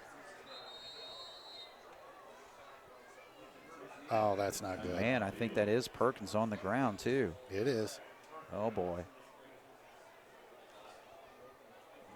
When he came out, it looked like the turf monster reached up and got him, grabbed him. Now, you don't want to speculate what's going on here, but he did go down awful funny. Let's hope he can bounce up. And the way they're treating him, this might be a cramp here. I don't want the case. I don't want to see anybody go through a cramp, but I'll take that over anything else. No question. Because, I mean, if it's a knee or something, they're obviously not making those kind of stretches. All right, well, let's take a break here. 108, 35-27. Jasper ahead by 8 here on 18 WJTS. Help himself off the field here, so see if he's able to get back out there for this drive here with Holsworth in the huddle right now. Well, he's walking awful stiff, but that is a sign of cramps. Right.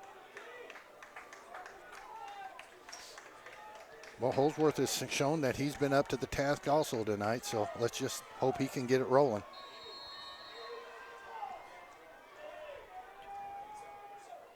Second and 7. Gives to Holsworth. He keeps his head down, keeps battling, so he gets a nice run there. He did a real nice job of protecting that ball and bouncing off guys. I know it wasn't a big gainer, but that was one of his better runs.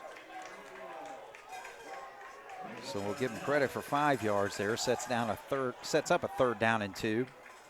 The Wildcat offensive line just needs to continue doing their job. Absolutely. They switch up ends there. They also move Purdy to the far side. Fumbled snap. Oh, boy. Oh, boy. But I tell you what, he may have got the first down out of it. The way they're spotting that football. That would be the break of the night, wouldn't it? No question. Yes, sir, he did. Oh, they moved it wait back. a minute. Oh, that's terrible. He did not go by what the side judge was showing there. I'll tell you what. Man, oh, boy. And the side judges are really the only ones that can see that. Yeah, they spot that ball about a yard away from where their side judge were setting up. So, all right, it's going to be 4th and 1 when we come back. We're at the end of 3rd quarter. 35 Jasper, 27 here on 18 WJTS. So 4th and 1 to start the 4th quarter. Jasper. Ball spot at the 43-yard line. They need 1 yard to keep this drive going. What a big call. They got goal line defense up. Holsworth on the right side, and boy, they just stopped that. Purdy was all over it. Oh, boy, oh, boy. So, again, Castle's going to have great field position here. Jasper gambled on that play. So now the defense is really going to have to tighten up. First of all, what we have done there, I mean, hindsight being 20/20, but it's worked all night. But we haven't been running to Purdy's side. We have a couple of times, but not much. We ran right into the Tiger that time. All right, so the Castle Knights now from the 43. See what our D is made of. Missed tackle. McCool weaves in and out after those missed tackles and gains a nice pickup of about 6. 7, 8 different times we have made contact with their quarterback or their running backs in the backfield, and we failed to bring them down. The defense has got to make a play here. So Gordon's going to go under center with an eye backfield. Cade McGrave in the fullback spot, number 6. They will throw out of this. Cool to the right side. Maneuvers, gets around. I think he's got the first down yardage. Yeah, they're going to spot that at about the 32, close to the 31, so that's a first down. Let's see if they move the ball back this time. Oh, surprise, surprise. Now, the key right now for Jasper is to get them in a 2nd and 3rd and long. They're getting way too many yards on first down, which is really going to open up their playbook. So 1st and 10 for the Knights from the 31. Same formation as far as the backfield. McCool to the left side. Stopped at the line of scrimmage, but then makes some moves. So what should have been no gain winds up being about 4. Once again, we're hitting them deep. I don't know if we're getting tired or what the deal is, but we're just trying to hit this guy and knock him off balance. He's a pretty gosh darn good running back. We're going to have to wrap him up, bring him down with some force. So actually picks up 3 there. Second down and 7 from the 29. 10:21 on the clock here in the fourth quarter. Jasper clinging to an 8-point lead. All the momentum's going Castle's way right now. Got to get him in a 3rd and long. Got to get him in a 3rd and long. Bishop now at quarterback. Play action. He's got plenty of time. He's still looking downfield. Now he turns up and gets away from 2 tacklers. Still going to, and he's going to maneuver his way all the way for the touchdown. So a 29-yard run on a pass play that breaks up 2 missed tackles. And next thing you know, he's in the end zone, and we got a football game, 35-33.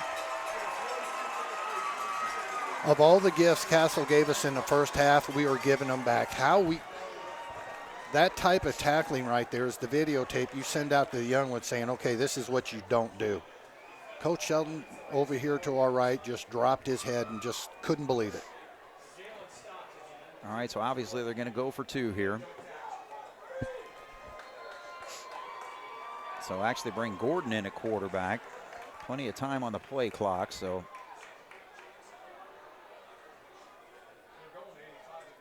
So a 2-point conversion would tie this football game. Watch 81 coming in and bouncing out. Come on, Looking guys. nothing there, and oh my gosh, wide open on the other side. If Jasper can get to it, no.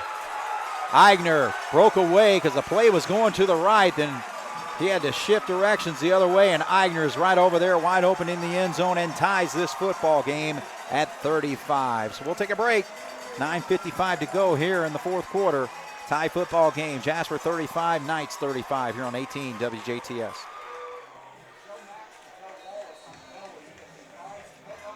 Well, if you like scoring, you're going to enjoy this football game. 35-35 is our score right now. Jasper led 28-13 at the half, but Castle has been able to take advantage of miscues by the Wildcats and stopped them on 4th and 1 the last time, and puts another 8 on the board this time to tie this football game. Jasper will field it right there at the 18. Bear trying to make something there, and will be brought down to the 30-yard line. But it just comes down right now. Jasper has got to get a drive and get points on the board. Yeah, it definitely hurt us when Perkins went out, because it was a good change-up with him and Holsworth as far as the way they were bouncing out. Holsworth done a really nice job of going in, going outside, and cutting it back inside. So it's been a good change of pace. I don't see Perkins out there. I see Holsworth out there.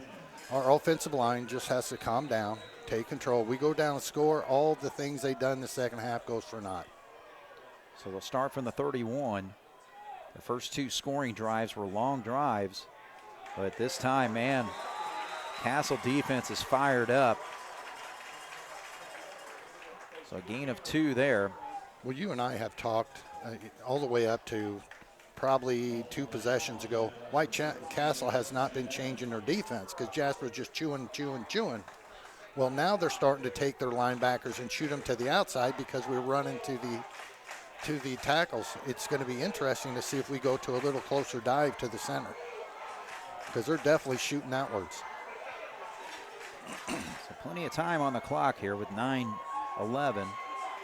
Second down and 8. Pitch out this time, so that's Bear.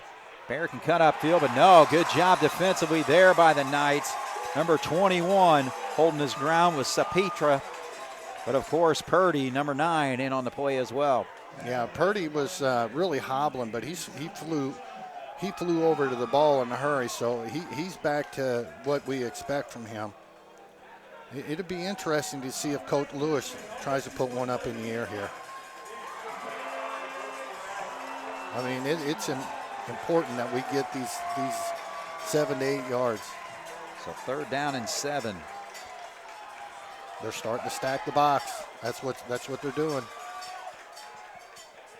Cats play action, and it is stuffed right away. Untouched in the backfield is number 43, Zach Schultz, and he buries Max Butel's helmet right into the ground. Schultz was in the backfield before Butel even took his first stride. That is just offensive linemen not doing their job. I know they're quick, but you have to pinch down. Shrink up your gaps a little bit. If not, put Butel into the shotgun. So a huge loss on the play. Cats are going to have to punt deep in their own territory here. Cabrick's going to punt this right around the 10. Oh, my gosh. He had to elude one blocker. He had a great beat on that, but a good job by Cabrick to get that punt off, and so it shifts the field a little bit here, but still Castle with really good field position at the 37, and they're rolling offensively right now. They're rolling offense, defense, specialty teams. Jasper, that ball got back. It was a little high, but Cabrick's really good about getting that ball out in a hurry. But the ball was in his hands just as he was ready to drop it, and he had a guy on top of him already. We are showing no resistance. We have got to change that. We're playing a really fired-up football team right now, and Jasper has just got to make a stop here on this drive. Otherwise, it's going to be a tough time pulling off this football win. McCool's fired up, but a good job there by the Wildcats. He continues on. They don't finish the play. Well, look where we're tackling him. We're up around the numbers, getting his legs. Cats made initial contact. Looked like maybe a gain of 1, but again, he just does not give up and makes it a gain of about 5. Well, you said it, Craig, a fired-up team. They're all fired up right now. Jasper's going to have to raise their level, and right now we're standing out there with our hands in our hips. So second down and 5 from the 42. Eigner motions and stops right there in a slot position. McCool. Nice job. So he kind of rode the line of scrimmage there and maybe gains a yard. Well, Winesapple came up and made great contact and took that blocker and did not let him control him. So Winesapple did a nice job of pushing him out, and that made him kind of go out a little deeper, and we had some good flow on that. We need to see that again, because I guarantee if we keep them to little to no gain, they'll punt the ball away. I would just have to think. All right, so this is huge for the Jasper defense. 3rd and 4. 5 and out. There he goes. Bishop. Right to where throws they it out there in a wide open. Oh, almost right through the hands of Bear on the ricochet. A little too tall there for number 81, Will Coleman. Actually, that pretty well went through his hands. He should have caught that. There's an old saying out there as a receiver, if you guys touch the ball, you have to bring it in. But it was there. That's been their money pass all night long. All right, this is the opportunity for the Wildcats to get a decent return here, get some good field position, and just get a drive going back, because the momentum has just been all Castle. Castle will snap up to the short guy right now. They've done it before. Nope. Bishop is going to get the punt away and gets a nice one. He's let it go. Sending him back, and he does a fair catch. Why not let that ball roll into the end zone? Boy, we are just mistake after mistake after mistake. But then on the other hand, Craig, 5:53 to go, game tied. We take the ball 90-some-odd yards. But, yeah, that's just silly mistakes. You just can't. You got to take the chance if it's going in the end zone. So an outstanding punt puts the Wildcats deep in their territory this time at the 8. Well, our defense did what they were supposed to do. Now let's see if our offense can get back to what they looked like in the first half. Look at them stack the box.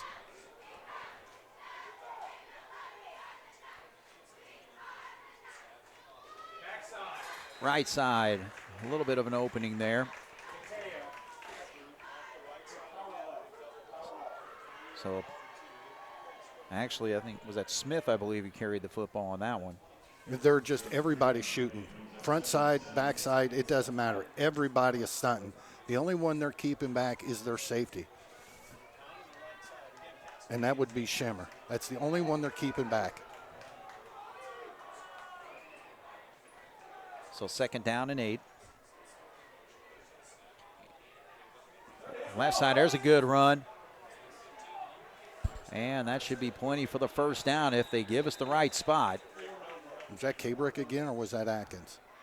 It was actually Smith again. Okay, but that was the same play that we did with Cabrick at the beginning, to where we sent the guy in motion and then he came back, just like we said with the old ISO. And that was the second time they did it tonight, and they're 2 for 2 with getting first downs on it. So 2 carries, 10 yards there for Smith. 1st and 10 from the Wildcats now at the 19. right side, so a little bit of room there. So Perkins is back in. He carried that time, but he's going off. No, he's coming back in. Well, right now, usually when your defense comes out, they key on the quarterback. Right now, they're keying on our running back, and as soon as they take off, they are shooting towards the ends. Linebackers, cornerbacks, the whole works. If you can break through it, you're going to have a big gainer, but that's a lot of bodies to get through. Well, if the Cats can sustain this drive, it's 4:14 on the clock right now. Perkins gets it. Our refusal to put the ball in the air right now is killing us. Now check that out. It was actually Smith who carried the football that time. Gains maybe 2. So we'll set up a 3rd down and 5. They are coming so hard, something over the top. Now I understand that they've gotten pressure, but that even as a freshman, Butel's got to get on his offensive line saying, give me time and I'll complete it. Clock continues to run, 3:38 on the clock. Tie football game, 35-35. Jasper 3rd and 5 from their own 24. Here they come again. Play action, looking downfield, he chucks it out there. Oh, right through the hands. He had that football. Oh, boy. Bounces right off the hands of the receiver. I couldn't see it from that far side, but man, that would have been a 1st down and would have set up the Wildcats at about the 37. So again, missed opportunities for the Wildcats here in this 2nd half. So Jasper forced to punt here. So Castle's going to get the football back. Tie football game with 3:23 on the clock. Good snap this time. A short kick though, but it's not going to be returned. Gets a little bit of a Wildcat bounce, but Castle's going to start their next drive from the 45. I would imagine some runs to eat some clock. Castle's got 2 timeouts. They've got 3:12 to go. They got plenty of time, and they've got a heck of a field goal kicker. So Jasper cannot let them push this down till by the 20. So the Wildcat offense in this 2nd half has been really shut down. Take away the interception and the score after that. They have done very little here in this 2nd half. So Bishop in a quarterback, and now we got a flag here, so this is going to go against Castle. So a false start, a little bit of movement there, is a confusion again on the play calling. So Castle will move back to the 40-yard line. Well, Castle's what they're doing is legal. When they go down, put their elbows on their knees because they're going to pass block or if that's the way they're setting it up. But you cannot move forward or backwards, and that's what the left side of the line did, and that's what drew the flag. So 1st and 15. Come Bishop's going to keep it. He had a nice run on the last touchdown. So he keeps it and rushes it to the 45. So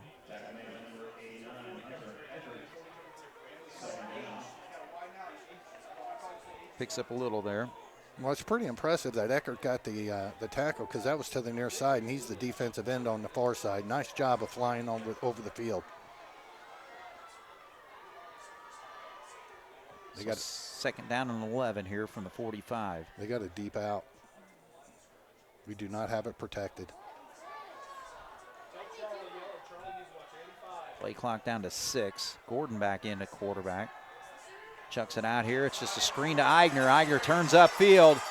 Still on his feet as he gets across the 45 all the way down to the 41-yard line. That was a heck of a setup by Coach Hurt. He took his receiver on the far side and sent him deep and sent the other guy kind of deep, which took our backs out of the play and just filtered number 85 right through there in that open spot. That was a nice play design.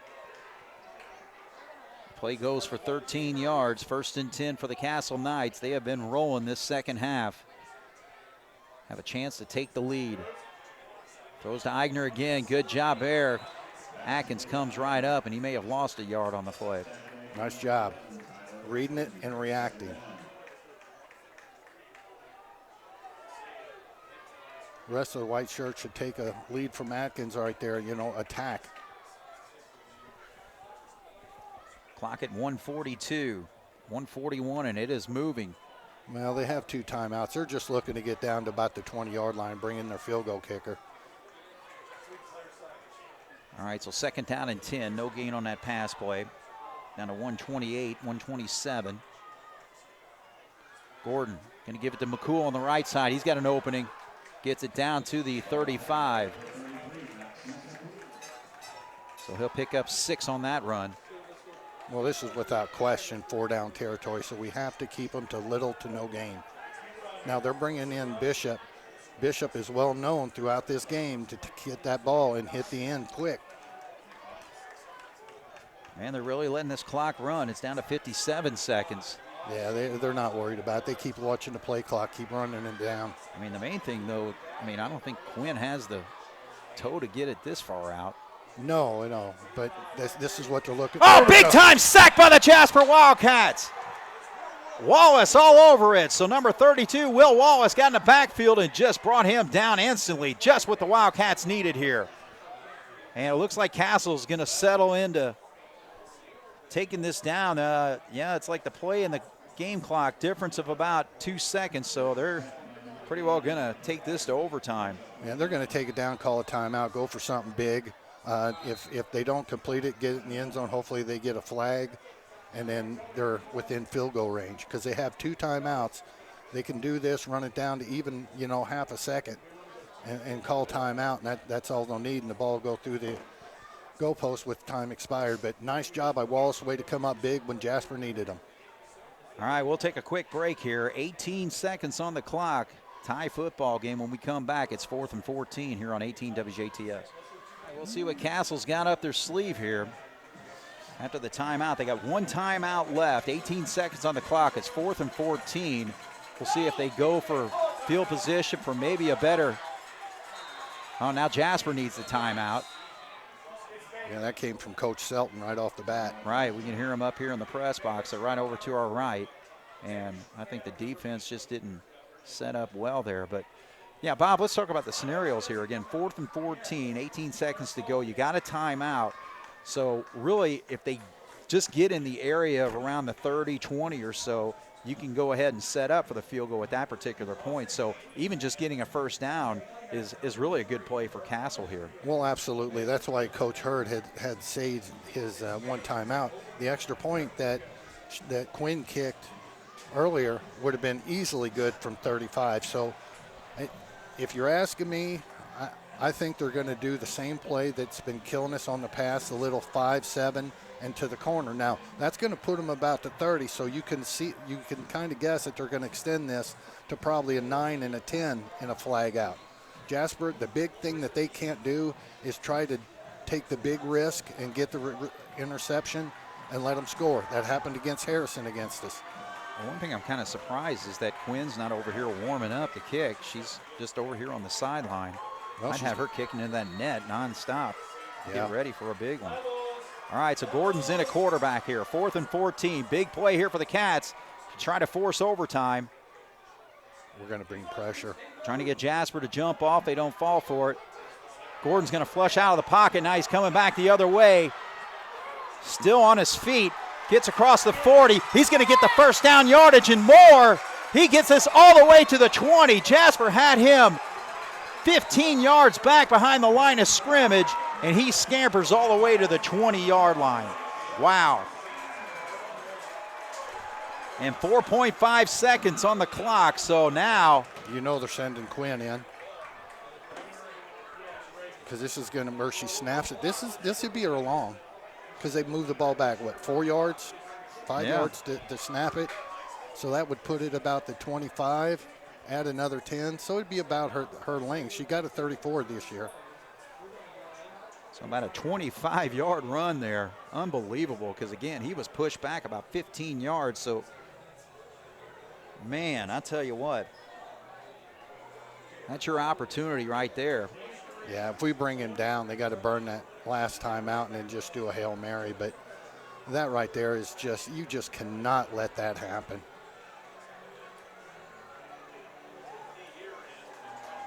All right, so she's coming out. Number 7, Elena Quinn. the senior kicker for this Castle football team. She's got 2 field goals tonight. This should be her career long. So she is setting up. They're actually got it right there at the 27-yard line. So this is a 37-yard attempt. She's got the leg. Gordon will hold. Snap is there. The kick is up. Does good. it have the distance? No, it's wide right. She did have the distance, but wide right there. So what an outstanding kick and attempt there, but just did not quite get there. Boy. I think that might have gone through. It may have been just a bit short, but I tell you what, you talk about that lump in your throat. That looked like it had possibilities until it got closer to the goal line. Right. All right, so we're going to take a break here. We come back. We've got overtime here in Paradise. 35 Jasper, 35 Castle here on 18 WJTS. Once again here at John Leidy Field. We're in overtime, so it's going to be an overtime coin toss to determine who gets the football first or defers the other way. What's your train of thought, Craig? I like having the football first. I really do. I mean, especially because Castle's had so much momentum their way. They score first, they're going to be so fired up. But if Jasper can get their hands on the ball and score first, that may change the momentum our way. Because, again, as you mentioned, we've been outscored 22-7 here in the second half. Jasper had a 28-13 lead at halftime.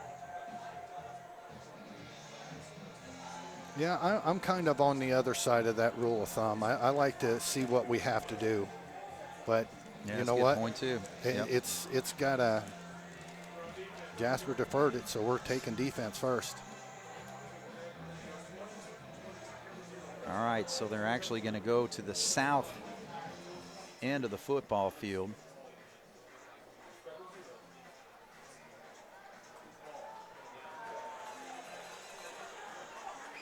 All right, so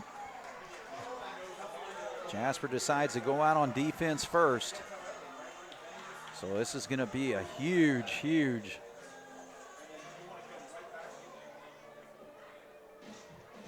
defensive set here for the Jasper Wildcats. Again, they'll have the football at the 10-yard line, and it's basically 4 downs from there. So it's 1st and goal from the 10. And you know, you score a touchdown, of course, you got the extra points that you want to go for, whether it's 1 or 2. I'm not really sure what the situation is and as it moves forward when you have to go for 2 or not. But right now it's just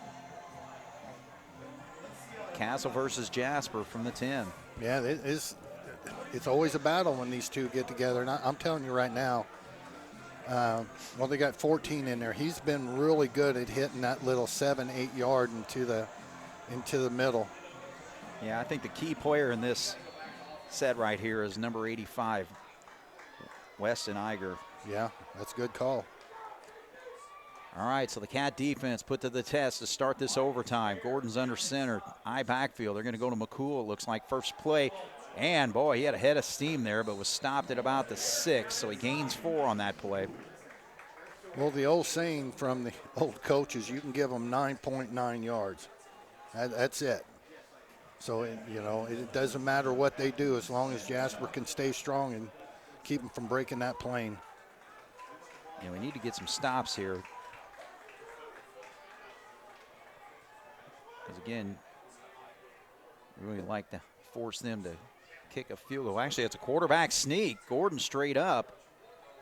So that's kind of a surprise, but Jasper, he gains 2, so he gets inside the 5. Yeah, that was a little bit shocking there.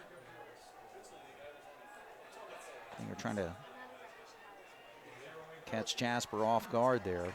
Well, if we hold them to a field goal attempt here, their fans are going to be saying, why do we quarterback sneak instead of giving it to McCool? And there we give it to him. Cool to the right side. And he slips up. He slips up right at about the 3-yard line. That saved Jasper's skin right there.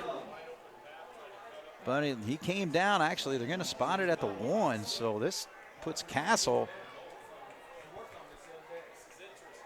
See if Castle decides to go for the touchdown.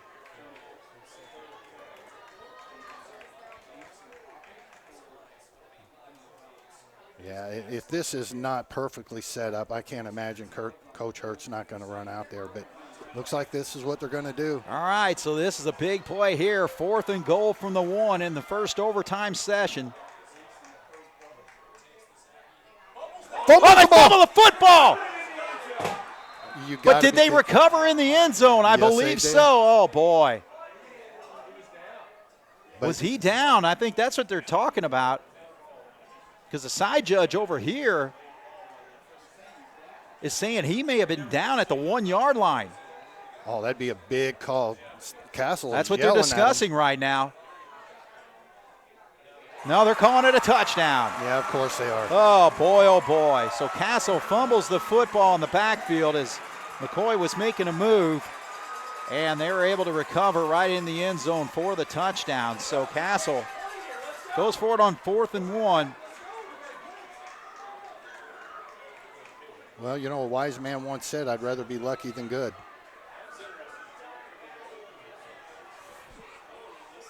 All right, so again, important extra points here. Purdy's wondering what's going on. They're going to have to call timeout. Well, they got pretty much. Oh, they time. had, well, there's plenty of time. There's 10 seconds, so they get it set up. Yeah, she's a cool cucumber. Yeah, there's no question. So Quinn's there, kick the extra point, and she does what she does, puts it straight through. Jasper went for the block there. So now it's all cut out for the Jasper offense. So Castle scores 42-35 right now. We'll take a break for the Wildcats come out on field here on 18 WJTS. Everything. All right, so the Jasper Wildcats will start from the 10-yard line. We got Perkins in the backfield. Perkins plows forward. Gains about 4 on that play, so it'll be 2nd down from the 6. Castle 42, Jasper 35. We're in overtime here. Well, the key right now, and Castle's trying to get fresh guys in and out of the game, which is a smart move on their part, especially in overtime. But positive yards. Everything's got to be positive. So Perkins, who had a huge first half. Jasper looking to throw. Throws the other way. Wide open over there is Atkins. So Cats shift the field to the right side, and almost the same play that Castle ran earlier, which was actually more of a scramble where Eigner went to the opposite end and they threw the touchdown pass, but Jasper hooks up on a score here, and the extra point means everything right now. Well, you know what the argument is, Craig. On the road, you go for the win. Well, Jasper's going to call timeout, and we'll see if they go for 2. So I'm not so sure that I wouldn't do that play again. I mean, I don't think there's anybody in this world thought that Jasper was going to put the ball up in the air there. That was a very gutsy call. And, right. You know, high risk, high reward. Oh, boy, but here we are. And I think Jasper's going for it. You're exactly right, Bob. You know, this is, what were we, freshman with Mike Berger? Oh, yeah. Was it Ron Colley? That was Franklin Central. Franklin Central. Yep, 14-13 was the score there. And we went for the win at home. Yep. And on that play, we ran the ISO, and it didn't work. But, you know, if you remember on our early scoring drives, Perkins just on that left side just had wide open angles right towards that pylon. So, man, if they decide to run the football here, which I'd put my gamble on your 210-pound fullback. Oh, absolutely. You know what I mean? Absolutely. And, you know, again, they just got to stop him. Make them stop him. So, yep, we're going for 2. Well, all right, you so know, the Wildcats are coming out. You know they're bringing everybody. You know, again, we fooled them on that pass play, but I don't see that happening a second time. I think you just power football to that left side is what I do. Look, depends on where Purdy sets up, though. Well, they're setting him up on that would be on Jasper's left side. Why is Jasper missing a player out there? Unbelievable. Just stay calm, guys. You got time. All right, that was Cabrick. We're down to 10 seconds. We got time. 6 seconds. Gives it to Perkins. Get in there! Forward. Get in there! Yeah! For the touchdown or for the 2-point conversion. Jasper has won this football game on the road. Craig, you called it. Give it to your 210-pounder. No question about it as the whole football team goes in there on the dog pile. Jasper on a 2-point conversion gives it to Perkins, and he just manhandles everybody to get it across for the score. Jasper 43, Castle 42 in an overtime thriller.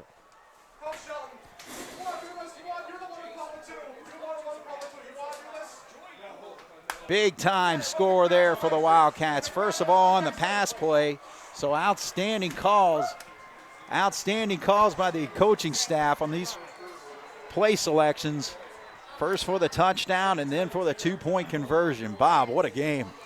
I tell you what, Craig, I'm not, I know I raise my voice sometime, but as far as getting choked up, emotional person, that's really not me, but good Lord. The way Butel came up as a freshman, and they snapped it with 1 second, on that play clock to stay calm and all that. And then Perkins going away with cramps and coming in and just offensive line fired up. Oh, Lord. So we owned the first half and we owned overtime, and that's all it took. Oh, boy. And I tell you what, because, again, Castle outscored Jasper 22-7 in the second half and scored on that first overtime possession, but kicked the extra point to make it a 7-point lead. Jasper gets the touchdown and goes for 2. And gutsy call. But, hey, just like you said, on the road, you got to go for it. That's the old rule of thumb. But I tell you what, even though you say, oh, yeah, that's what it went, that's one of those calls that Coach Lewis, he earns his pay on something like that, because if it works, you are king of the mountain. If it doesn't, boy, oh, boy, oh, boy. You are the troll under the bridge. But he had the courage to make that call, and Perkins, you said it right away. Give it to your 210-pounder. That's what they did, and they come up with a big W. And I tell you what, again, that was one exciting football game to watch here. Again, both teams making mistakes. I mean, it wasn't mistake-free football. Far from it. Again, Jasper taking advantage of 3 turnovers and turned those into scores. And, but then Castle taking advantage of Jasper miscues with, the bad snap on a punt. And, just again, what a game. What a game we witnessed right here on John Leidy Field. Jasper coming on top in overtime, 43-42. You talk about an emotional roller coaster, but this is the type of game that can propel a team forward. They've seen it against Wrights, against Mater Dei. The Harrison game will throw away, but the Wrights and Mater Dei, the game was over. There really wasn't any coming back, but they showed that if they keep fighting and keep fighting and keep fighting, they have proven to themselves there's a chance. So this can only be good things for Jasper marching on. And I tell you what, one unsung hero of this football that you got to give credit. One unsung hero of this football game that you got to give credit to is the quarterback. The quarterback, Max Butel, who just kept his poise throughout this whole football game. Again, he got tough in the situation, especially, in third quarter and into that fourth quarter. But again, to throw that touchdown pass and, again, just he's a freshman. He is a freshman, and he pulls off engineering a football win like this in overtime. Well, on the road. Absolutely. I mean, it almost leaves you speechless, but I talked about in that Bossy game, when he would roll to his left or roll to his right, he was capable of making that. And that was not an easy throw, especially with our receiver fading away. But he put it right on the money. What I'm so impressed about is we were down to 1 on there, and we went ahead and took it. And he was under no duress at all, showed a calm feeling. People look up to the quarterback position, other team, and then Perkins. It was hammer time at that point. Right. Oh, boy. Just got to catch your breath in that situation. I tell you what, I'd much rather drive back to Jasper with a smile on my face. Oh, and no I am very appreciative to the white shirts out there. That was awesome. Yeah, there's no question. This is the game of the year in our conference for sure. And probably in all of southern Indiana, the way this played out. So, just taking a look at the numbers offensively, Castle finishes with 383 yards of total offense. Jasper with 282. And, again, rushing, McCool with 125 yards. Braden Bishop, again, he had that big touchdown run, but he had 107 yards rushing. And then passing-wise, Castle was 14 of 24 for 126 yards and a touchdown, 1 interception there. And, again, that's split up between the 2 quarterbacks there. But look at the numbers on Weston Iger. He had 9 catches, 86 yards, but, man, he just had big-time catch after big-time catch that kept drives alive. And, of course, he scored a touchdown on one, too. I'm just – boy, oh, boy, oh, boy. I'm trying to come down a little bit. You're trying to be calm. But, when you have donned the black and gold, if you're any part of this, you see something like that. We all know you had made mention earlier about when we were in 8th grade, and that was back when they invented electricity. Yeah. And we came down here, and it was always a battle. And right. Castle has always been a team that I've respected, and it's always been a team that I said if I had a son would go to Castle. I would have no problem with that. I love what they stand for. Sure. And to come down in Paradise and do something like that, tip of the cap to the Wildcats. Oh, no question. So again, the rushing attack is what contributed mostly to those 282 yards, 265 yards rushing for the Wildcats. Well, we did outgain them on the ground. Butel was 4 of 6 passing for 17 yards, but none bigger than the touchdown pass that he threw. And again, just what an exciting football game. Jasper goes for 2. Perkins, who led the Wildcats, 24 carries, 151 yards, 3 touchdowns. But the big one came on the 2-point run, and he just powered his weight, and Jasper is walking out here with a win. It's kind of crazy when you think about it, because you and I seen it in the Central game where time and time and time again they went to the left side. Tonight, time and time, they go to the left side. Yep. They score the winning 2-point conversion from the right side. Right side, yeah. So you know what? Let's give the big guys on the right side of the line some credit. They fired off, drove them back, and you send 210 pounds downhill. Yep. There's a good chance he's getting in. No doubt. So Jasper improves to 4-3 on the season. 2-game winning streak after the win last week against Central. They'll be on the road at Evansville North, and then we'll finish up the season at home against Vincennes Lincoln. Castle drops to 4-3, and they will be just taking. Okay, actually, they will be home again next week against Evansville Central. So, and within the conference too, Castle drops to 4-3 in the conference. We're all conference games here, so Jasper actually moves up in the conference standing, depending on how everything else plays out tonight. The big game was the Wrights Memorial game tonight, so we'll have to wait and see what happens there. But regardless, big overtime thriller. Jasper wins 43-42 over the Castle Knights. So for Bob Welp and Jeremy Marcos on the video, Jasper wins it. My name is Craig Schneider here on 18 WJTS. Good night.